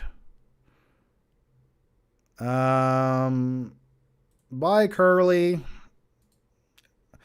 Every time I block somebody, I want the sound of a toilet flushing. All right, let's go to the next one here. And the next one comes from Wilson, who says, "What's up, Johnny Cupcakes? I haven't been called that since I was in the big house.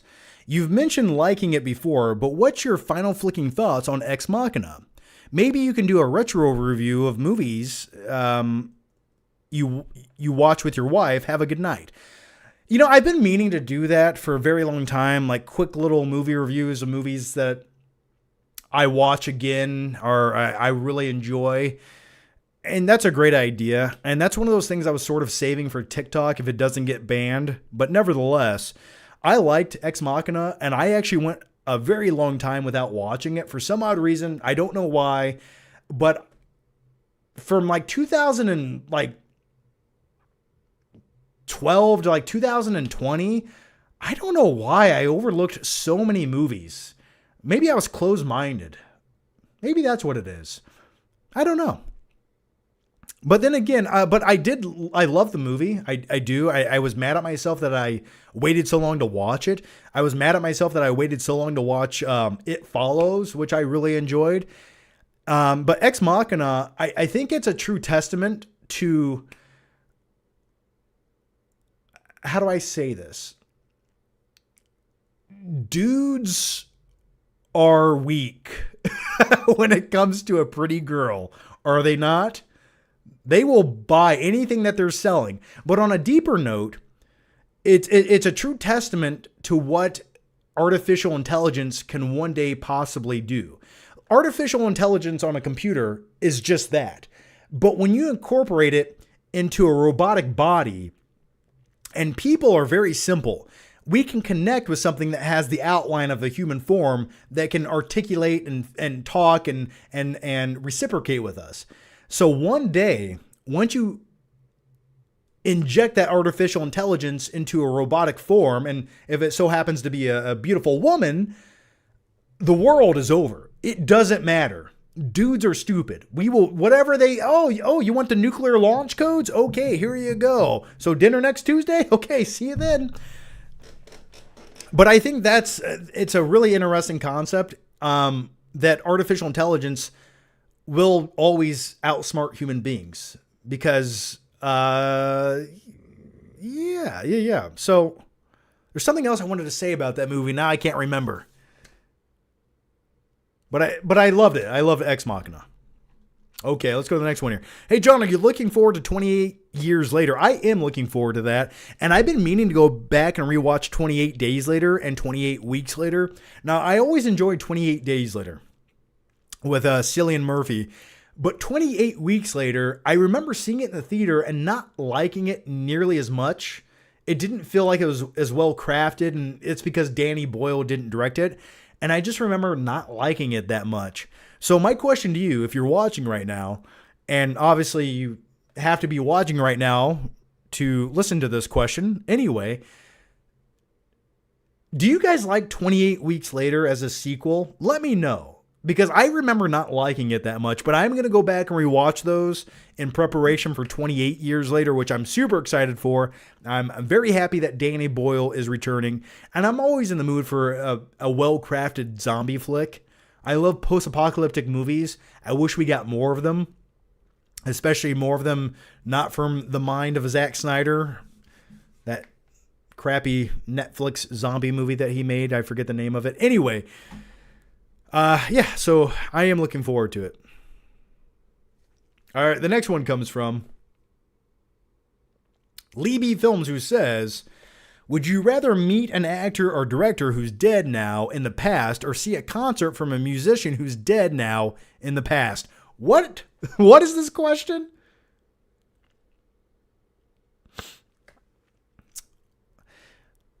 Okay, so I can't, I mean, it's hard to say which concert I would like to go back in the past and see. I'm trying to think of something that would blow my melon enough to see that. And I'm sure there's something there. I mean, could you imagine being at like the original Woodstock or something? That'd be kind of cool. Just taking shrooms, hanging out with hippies all day. That sounds like a great time. But then again, you know, I would like to go back and maybe meet an actor who's passed away. And I, you know, off the top of my head, I'm not quite sure who it would be, but that could be pretty awesome. I don't know. Could you imagine hanging out with like Charlie Chaplin for a day? It's just very quiet, like a silent film. I don't know. That's a question that deserves a profound answer, and I don't have it to you at 10 o'clock on a Monday. But I don't know. I'd probably go back and meet the actor on that one. Yeah, Live Aid with Queen would be pretty cool, but man, standing in the audience with 1 million people, holy shit. I can barely stand the thought of being in an elevator with 2 people, let alone in the audience of 1 million people watching a concert. It sounds terrifying to me. I have a phobia. So a lot of people say 28 Weeks Later is pretty good. And some people say it's better. Okay, I need to go back and revisit it. It's been a long time. Yes. Oh, great answer. Robin Williams. I would love to go hang out with Robin Williams for a day and listen to him do all his random voice impressions. Oh, that'd be great. For some reason, I want him to dress like Mrs. Doubtfire, though. I don't know why. It comforts me. Okay, the next one comes from Jordan Kudajar, who says, please ban Carly. I did. Is the chat better now? I hope it is. All right, the next one comes from R. Johnny Cuddy, who says, watch Basic Instinct again recently. Even if the erotic sex scenes were removed, it's such a good crime thriller in itself. Definitely a 90s movie. They don't make them like that anymore. I agree. Now, when I was a young kid, just pausing the VHS tape of Basic Instinct or trying to get it there, but damn it, our VCR had tracking issues no matter what I did, no matter how often I cleaned the heads of that VHS player, it always had tracking issues. But for some odd reason, like, it didn't bother me when I was watching movies. Isn't that weird? The things we can overlook when we have no other option. Now I watch movies on an 83-inch OLED TV. It's crisp, it's clean. But we used to watch movies on a tape with literal tracking issues flickering on the screen on a little 10-inch TV. Like, it's crazy. But you're absolutely right. They do not make erotic thrillers like that anymore. And I wish they did. All right, the next one comes from Mikey Wise. How's it going, Mikey? Hey, John, have you seen Speak No Evil? I have. I did see it. I thought I've never seen the original. Is it Swedish Finnish version of it, which I've heard is significantly better. But by the way, our Johnny Cuddy, thanks for the question once again, man. But Mikey, I did see Speak No Evil with James McAvoy. I quite enjoyed the movie. I enjoyed the awkward humor in it. I thought the ending, and I'm fairly certain that the original version goes a little bit darker, and maybe the American version should have done that. I think that would have added a little more to it. But I thought it was a good time. I think it's sort of an overlooked movie from people. And what is it with oh,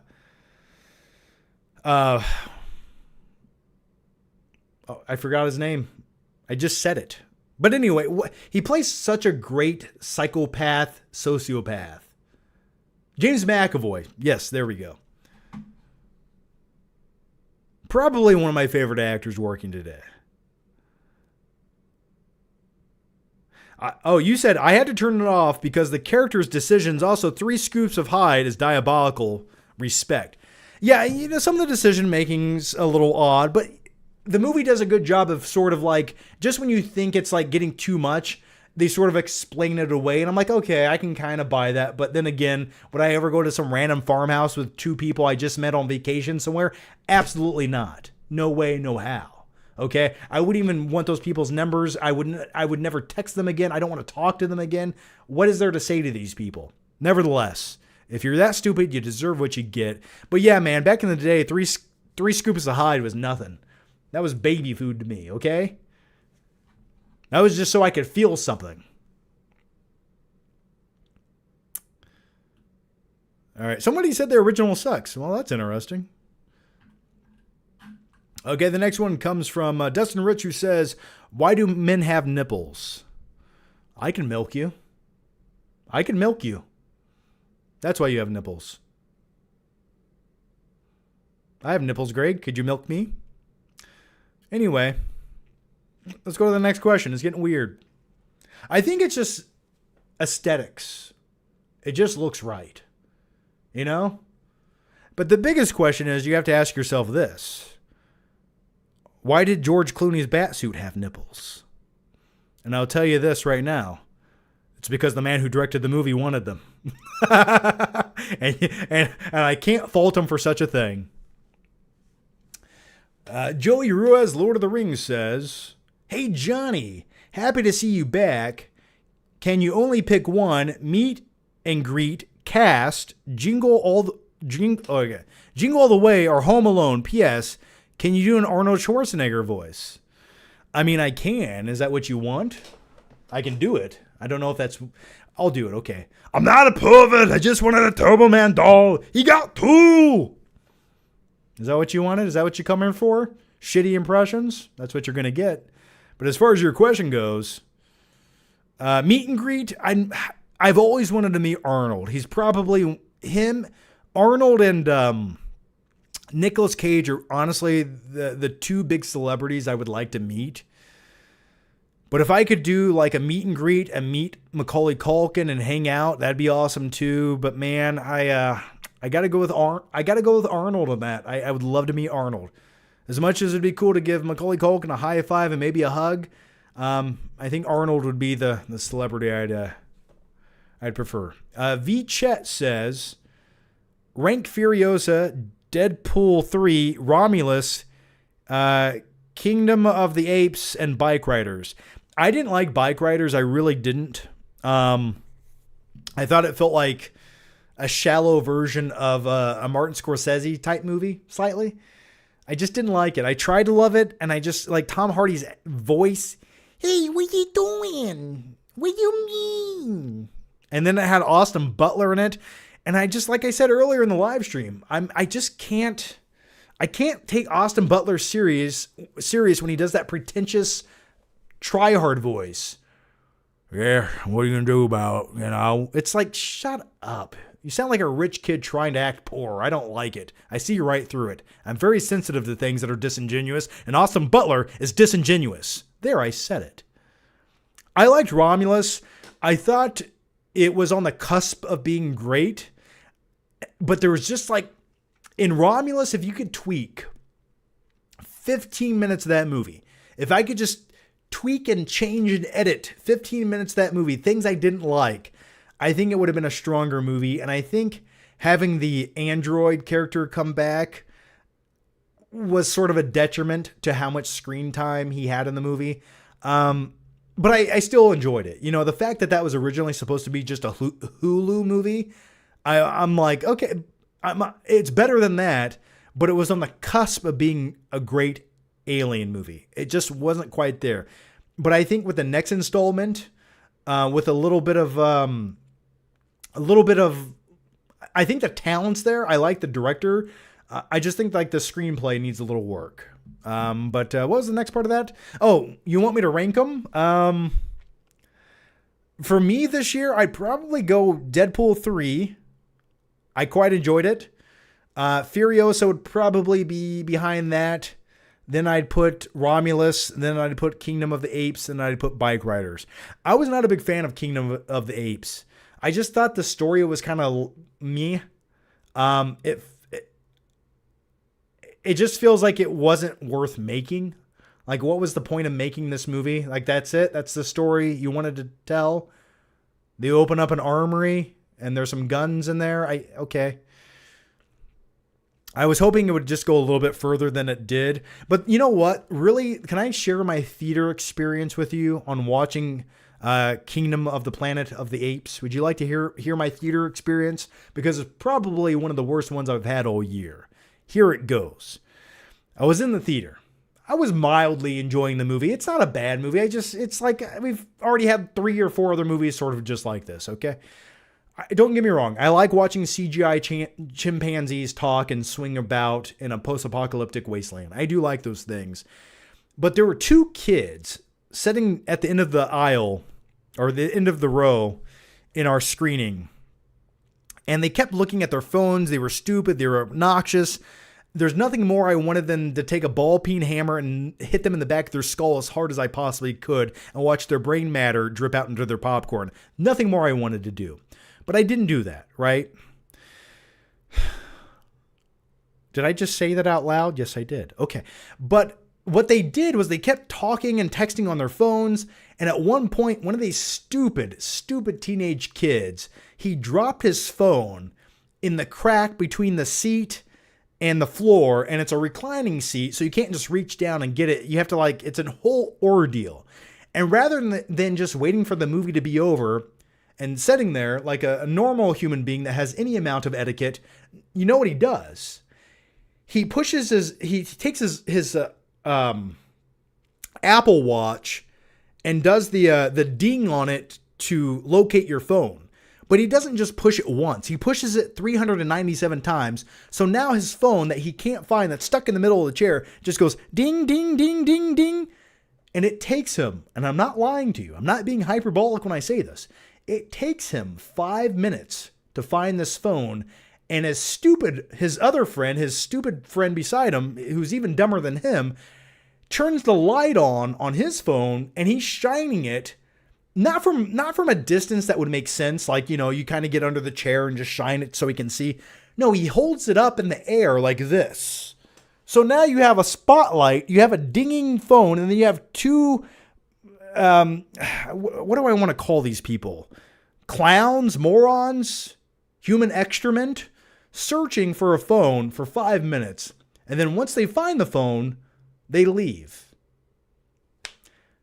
And that's my story of watching Kingdom of the Planet of the Apes.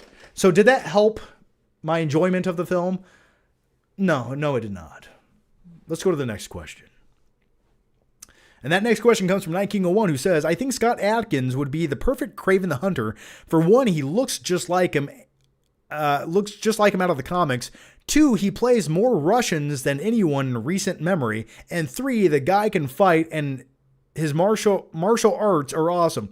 If you made a Kraven the Hunter that was supposed to go straight to DVD, sure, I could see that.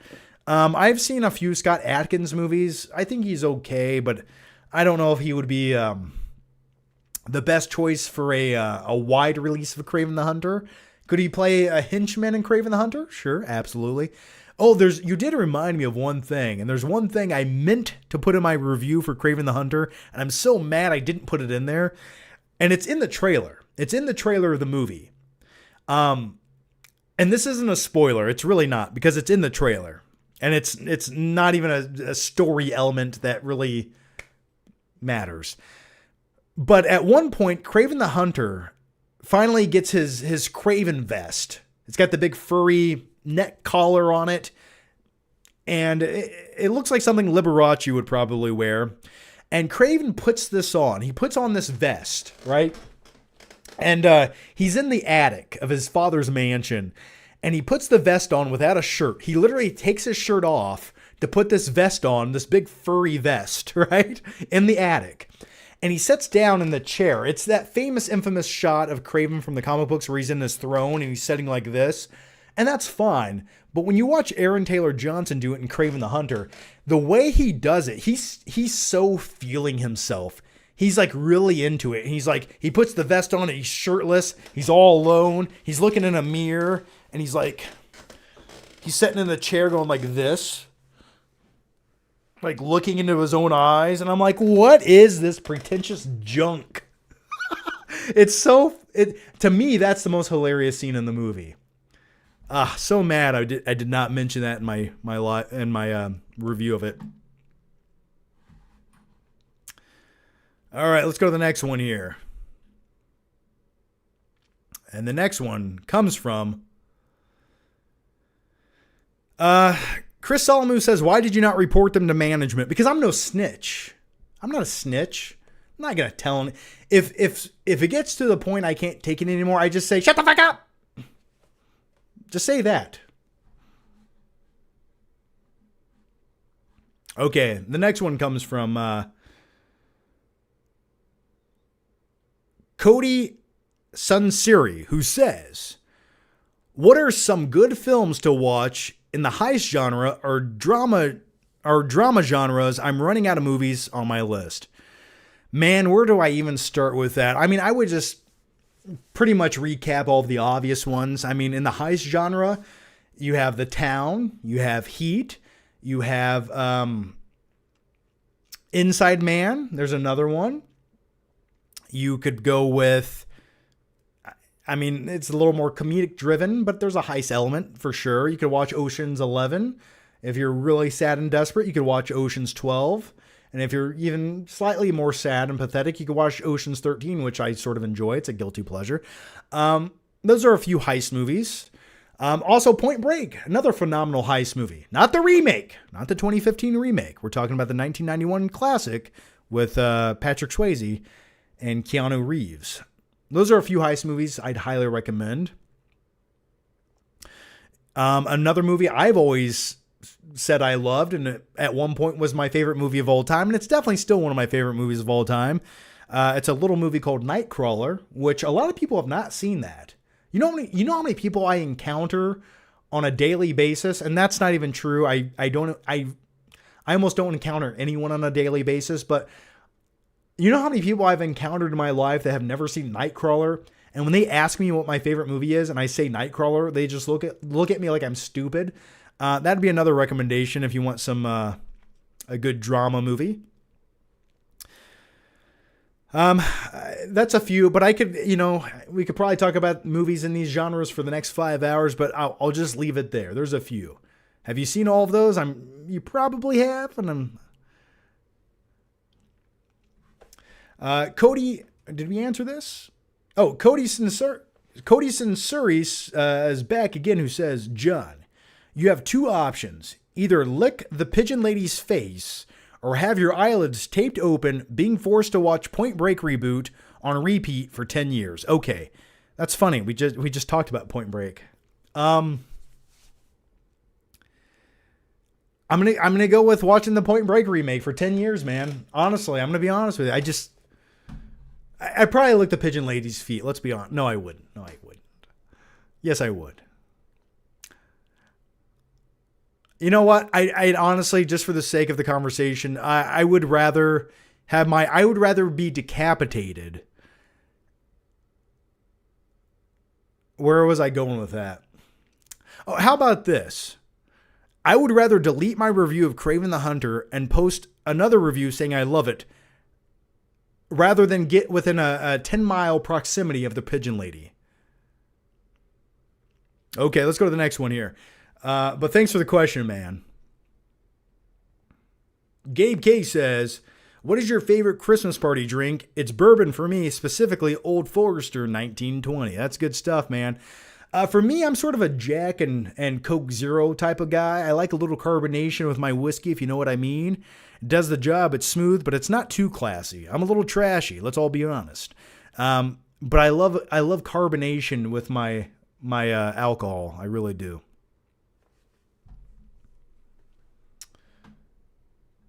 So that's what I usually go for. All right, the next one comes from, and thanks for the question, Gabe K. Clark Ingleton says, do you like wrapping presents, John? I find it slightly therapeutic every once in a while. I wouldn't say I love it, though, but I do find it slightly therapeutic. You know what I do enjoy, though? And speaking of wrapping presents, I sometimes, whenever I sell something like on eBay, for example, I like packing it. I find it fun to pack things for eBay. Like you wrap it, you put it all in there. You're just like, oh, I'm sure this will survive the UPS guy kicking it down the street. I kind of find that therapeutic as well. Is that weird? I don't know. The next one comes from Claudio Rogajan, who says, last thing, John, someone mentioned Point Break earlier, and I know you said you enjoy Point Break more than Heat, but question to you is, which is better overall film when taking into account everything? Listen, I think the debate, and I think this would be a fun movie debate, which movie is the better movie or maybe the better heist movie.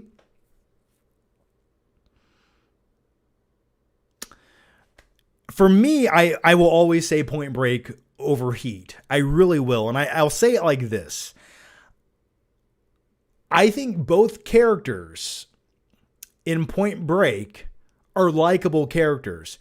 Though they both have different ideologies and they can both understand each other, and though you can make some of those, you can reference some of those things to Heat with both characters. You know, for example, the scene where they're sitting down in the diner. Well, if I see you coming around the corner, I'm going to do what I have to do. You know, and that's cool. But I just think in Point Break, that dynamic between those characters, you get more of it rather than just one scene in a diner. You get an entire movie and a friendship. And the ending to Point Break, I think, is a superior ending over Heat. I really do. When Bodhi goes out there to catch one last wave and Johnny Utah respects him enough to allow him to do that rather than keep him in a cage, that respect, oh, it just sends chills down my spine. But in Heat, you just have some shootout. You know, bang, bang, okay, it's over. And I'm diminishing it slightly to make my point. But I think Point Break is the better movie. I really do. I genuinely do. And I could almost go so far as to say, like, the best heist scene in the movie Heat, to me, is when they put on the hockey masks and rob the armored truck in the beginning of the movie. I think that's a cool scene. But I much prefer the heist scenes in Point Break where he robs the bank and he's doing the chase sequence on foot through the streets of L.A. as one of the ex-presidents. I mean, he stops at a gas station. He lights... he has a flamethrower from the gas pump. A dog. Patrick Swayze throws a dog at the character Johnny Utah. It's like, you can't top that shit. And for that scene alone, I think that's better than any action scene in the movie Heat. So that's my argument for why I like Point Break more. Do you think that was sufficient? I don't know. But hey, if you like Heat more, completely understand. I just, Point Break to me just has a special place in my heart. Okay, let's go to the next one here. I'll start trying to answer these questions a little bit quicker. Real Films, Real Talk says, hey John, off topic, but have you ever watched House of Wax 2003? So I have watched House of Wax starring Paris Hilton. I saw that in theaters and I thought it was okay. Like, I remember thinking it was like kind of bad, but okay. It was better than I thought it would be. I don't remember a lot about it. I really don't. And that's all I have to say about House of Wax. What say you? Do you guys like House of Wax? Let me know. I haven't seen it since probably 2003, and I never had the urge to go back and watch it again for the last 21 years.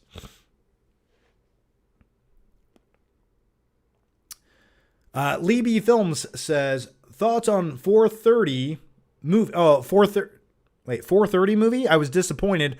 Also, favorite zombie film? 430 movie? What is that? What am I thinking of here?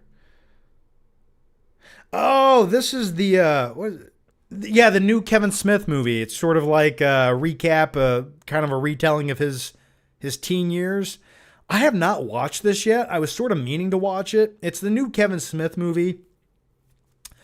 And I have not watched it. I wanted to, I just have not got around to it. Maybe I'll check it out one of these days. I haven't heard much about it. Was 430 any good? Did you guys like it? I like me some Kevin Smith, but the last few movies he's put out, they weren't quite what I wanted. It's like I'm happy that the guy's making the movies that he wants to make, but I wish he'd make movies that people sort of wanted to see as well. That's the best way I can put it.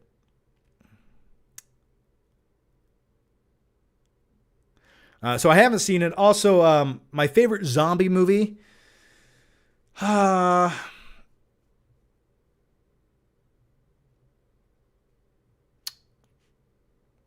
a great question. I don't think I've ever come up with my favorite zombie movie all the time. Let me look at some zombie movies right now.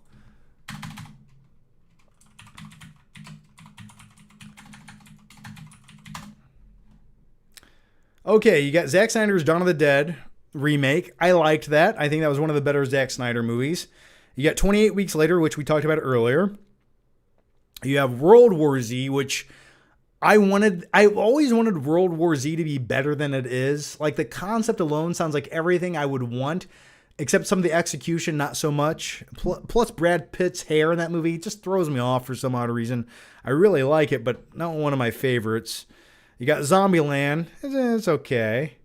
I like the first 2 acts of Zombieland. You got Warm Bodies. Oh, man, I don't know what my favorite zombie movie is. I really don't. That's the truth. I genuinely don't know what my favorite zombie movie is. I want to go back and watch 28 Weeks Later and 28 Days Later. But, The Crazies, another great one. And that's a great question for you guys. What is your favorite zombie movie of all time? You got the original Dawn of the Dead. So, yeah, it's like, yeah, I'm not quite sure.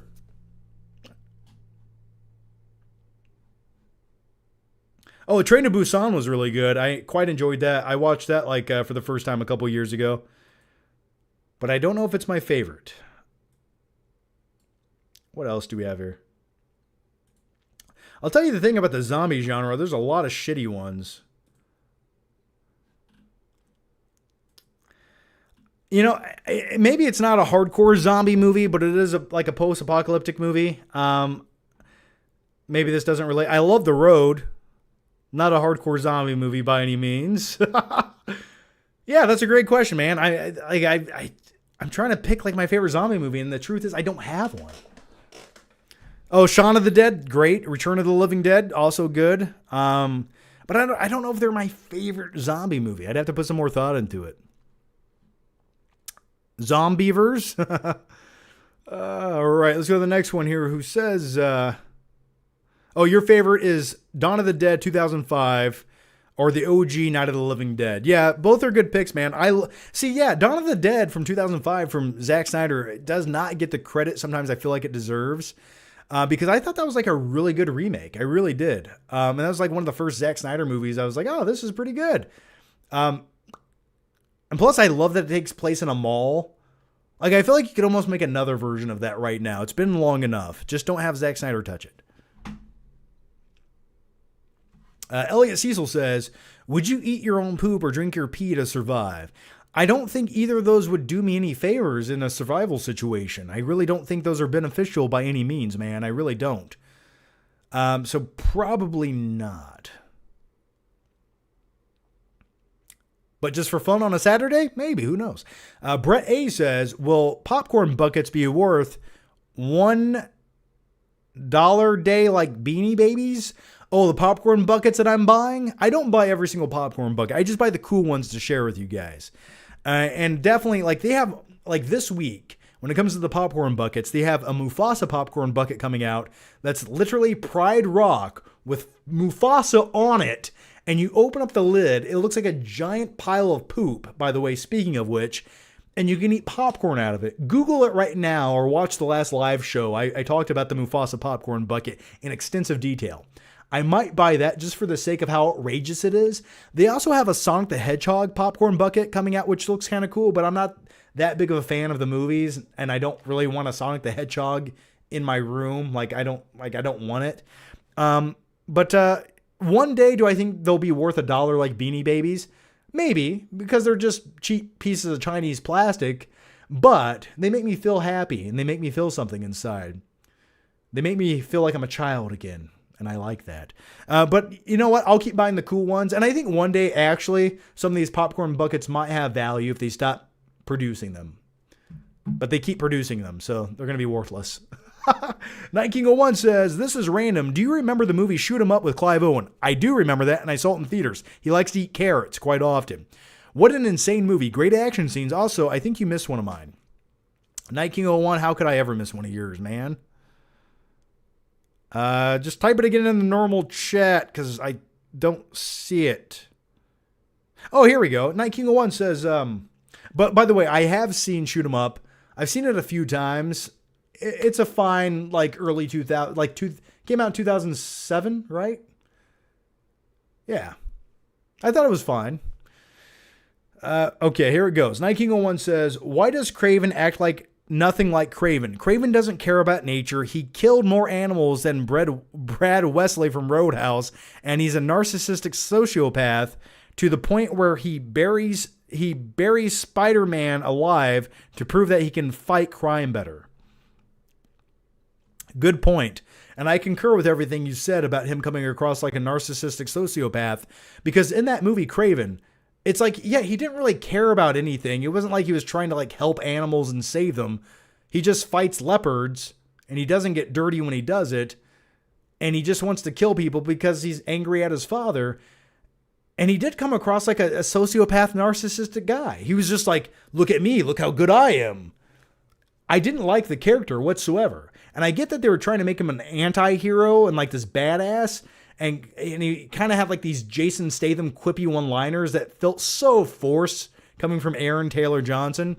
But I agree with everything you're saying. I really do. I did not think he was a likable character. He had no depth or any dimension to him. Elliot Cecil says, Johnny, my boy, can we have a sleepover at my parents' house? Well, you bring the sleeping bags. I'm going to bring the Playboys. How about that? We'll meet in the basement, 10 o'clock.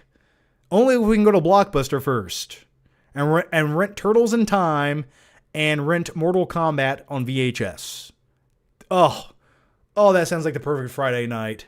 Take me back, please.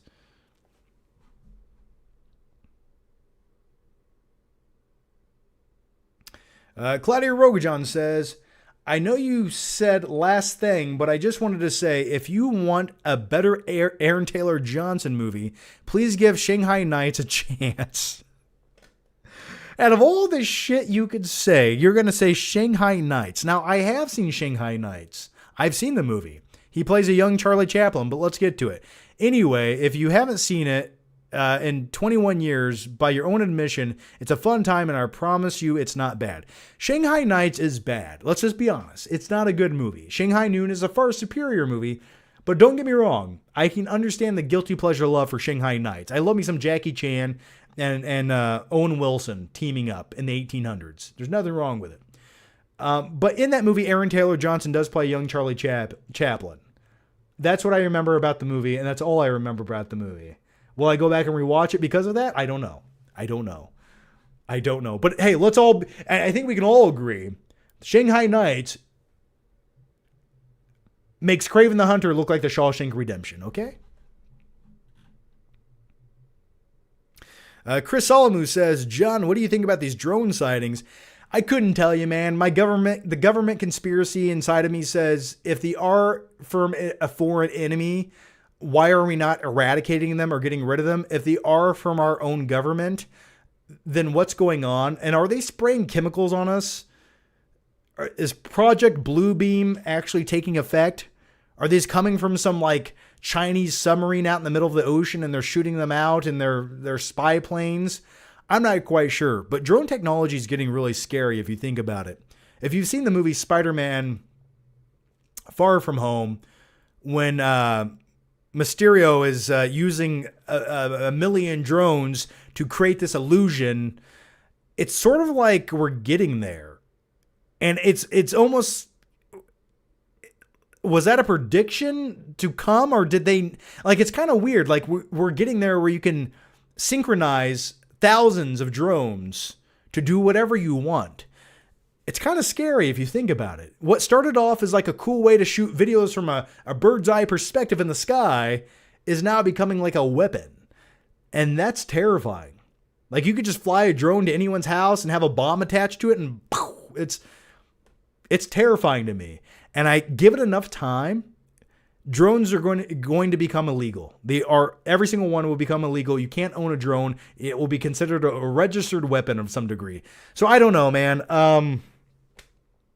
What are we talking about? Drones? Yeah. Scary stuff. I don't know. I was just reading about that earlier today, and I'll be honest with you, I was actually watching TikTok videos of it as I took a poop, and that's where I get most of my information from.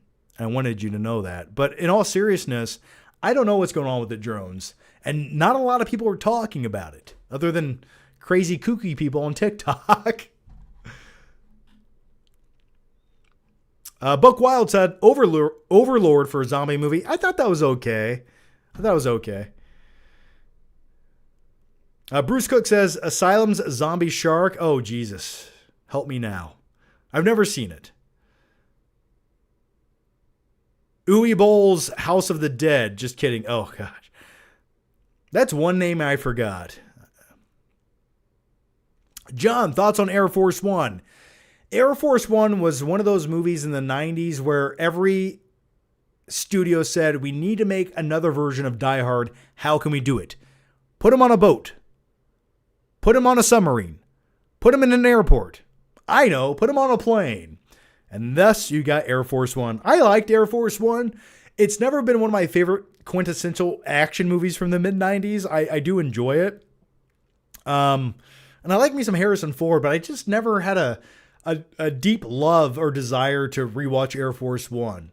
I think it's fine if you've never seen it. But like there's so many other action movies from the 90s I'd rather revisit.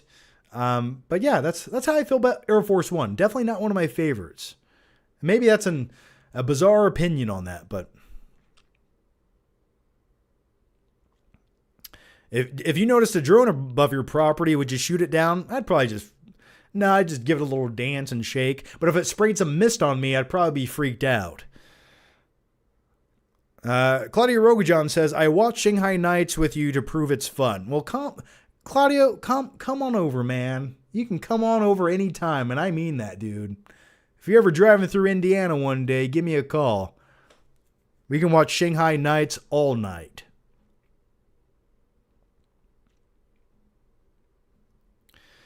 All right. I'm going to answer just a few more questions, and I'm going to wrap up this live show because we have been talking for what feels like a very long time, 2 hours and 17 minutes. Yeah, but anyway, guys, I do want to say, and I'll answer a few more questions. I do want to say, guys, you guys are too good to me, and I want to say thanks for hanging out tonight. And if you haven't already, make sure you check out my review for Kraven the Hunter. Don't watch the movie. Just watch my review over on the Flickpick channel, my main channel. The link is down below.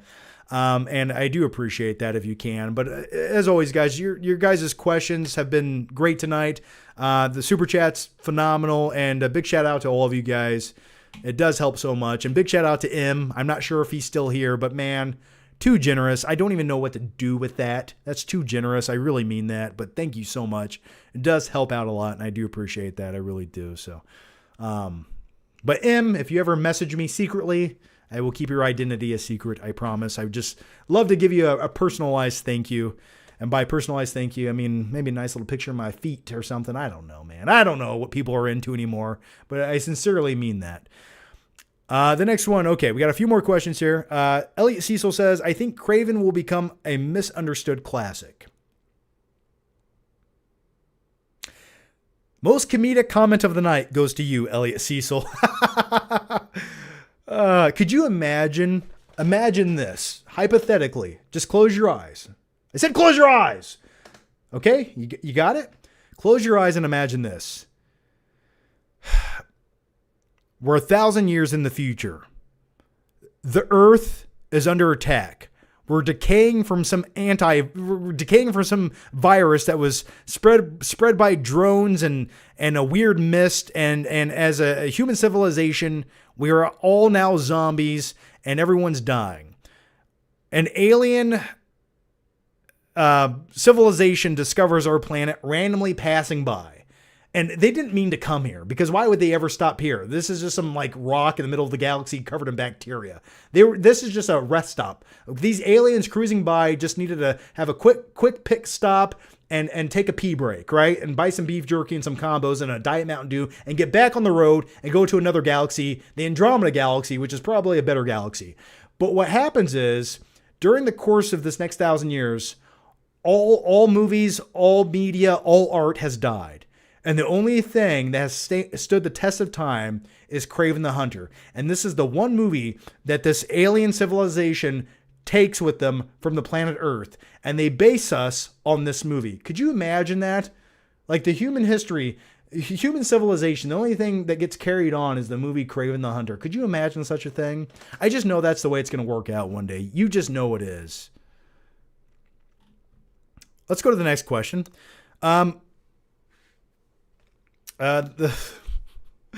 The Dark Mike says, just watched Office Space for the first time. Why is it the best comedy in the last 2 decades?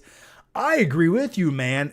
Office Space is a movie that gets funnier the older you get and the longer society keeps going. It hits harder today than it did for me 5 years ago. And I've always said this. And when I watch movies have defined who I am as a person, and I really mean that when I say it. The line in Office Space where he says, I'm not quitting my job, I'm just not going there anymore. I've done that probably 5 times throughout my life.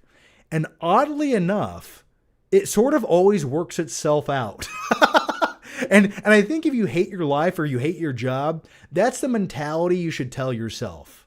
Don't quit. Don't ever quit. Just stop going. Stop trying.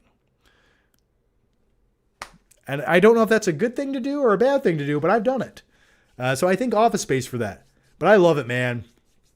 Phenomenal, hilarious movie. What would you do with $1 million? 2 chicks at once. You know? Like, come on. How many pieces of flair do you have on?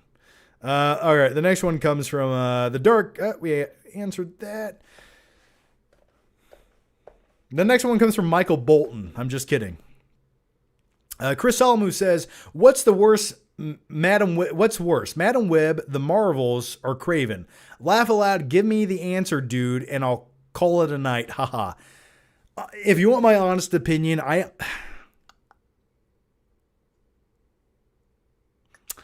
think Madam Web is by far the most boring of the bunch. The Marvels is a really bad movie that I hated. It just felt like it should have been a Disney Plus episode of some show that I would never watch. But the truth be told, I think Madam Web is the worst movie of the bunch. Like, the fact that movie got made and they thought people would show up and they thought comic book fans would enjoy it, to me is like the most unintentionally hilarious thing ever when it comes to cinema. What's an unnecessary sequel that you want to happen? I don't know, Point Break Part 2. I'm just keeping it real with you. I always wanted Forrest Gump Part 2, and they almost did it, except I think the holdup, and this might be a bit of an overstatement, but originally Forrest Gump 2 was in talks to happen, except I think 9/11 happened, and it pretty much all but killed all momentum for that movie. And I think that's true. If I'm making that up off the top of my head, don't correct me if I'm wrong. The next one comes from Night King 01, who says, you just made me remember that stupid scene in Kraven where he has that fear toxin and he starts seeing spiders. I think I cried at that point. Oh, you mean the one scene that they were trying to force Spider-Man into the movie, into his mindset? That way Kraven the Hunter in a future installment actually wants to hunt Spider-Man as some kind of weird motivation, because without hallucinating about spiders, he would never want to interact or hunt Spider-Man down. You mean that scene? Yeah, terrible. What a tacked-in piece of junk scene that was. And you know what's funny about Kraven the Hunter? Oddly enough, every single scene that I hate and didn't like and can make fun of, the bizarre thing about all of this is every single one of those are in the trailer. Isn't that weird? Like, how did they manage to do that? I know, guys, the marketing team, I know this movie's not very good, but here's what we do. We put every bad scene in the movie and we condense it into a 2-minute trailer. What do you think? And then now cut to today, lowest grossing Sony comic book movie ever. Okay. The next one comes from Alex Guzman, who says, hey, my man, can you do a Lights Camera Jackson impression? It's been so long since I've talked about Lights Camera Jackson, and a little too long if you ask me. Okay, do you guys even know who Lights Camera Jackson is at this point? Okay, but here it goes. And I'm sure Lights Camera Jackson grew up to be a very productive member of society. And I'm sure there's no nepotism because his father got him every gig he ever had because he's a talentless little shitbag. But anyway, here it goes. Well, I don't know. I just didn't understand it. And that's what happens when you ask a 7-year-old about the movie Inception. It's like, no! Shut up! Okay, let's go to the next question here. The Dark Mike says, if you had a movie based on you, who would you choose to play you as an actor and direct it? You know, I don't know if it'd be a good choice, but if like, and I think I'm a little more handsome, not to sound so narcissistic, but like, I think like Nicholas Hoult, if he put some muscle mass on and his neck was a little thicker, I think Nicholas Hoult, like 5 years ago, could play me. Also, Taron Egerton, I watched him in the show Blackbird, which was a great show.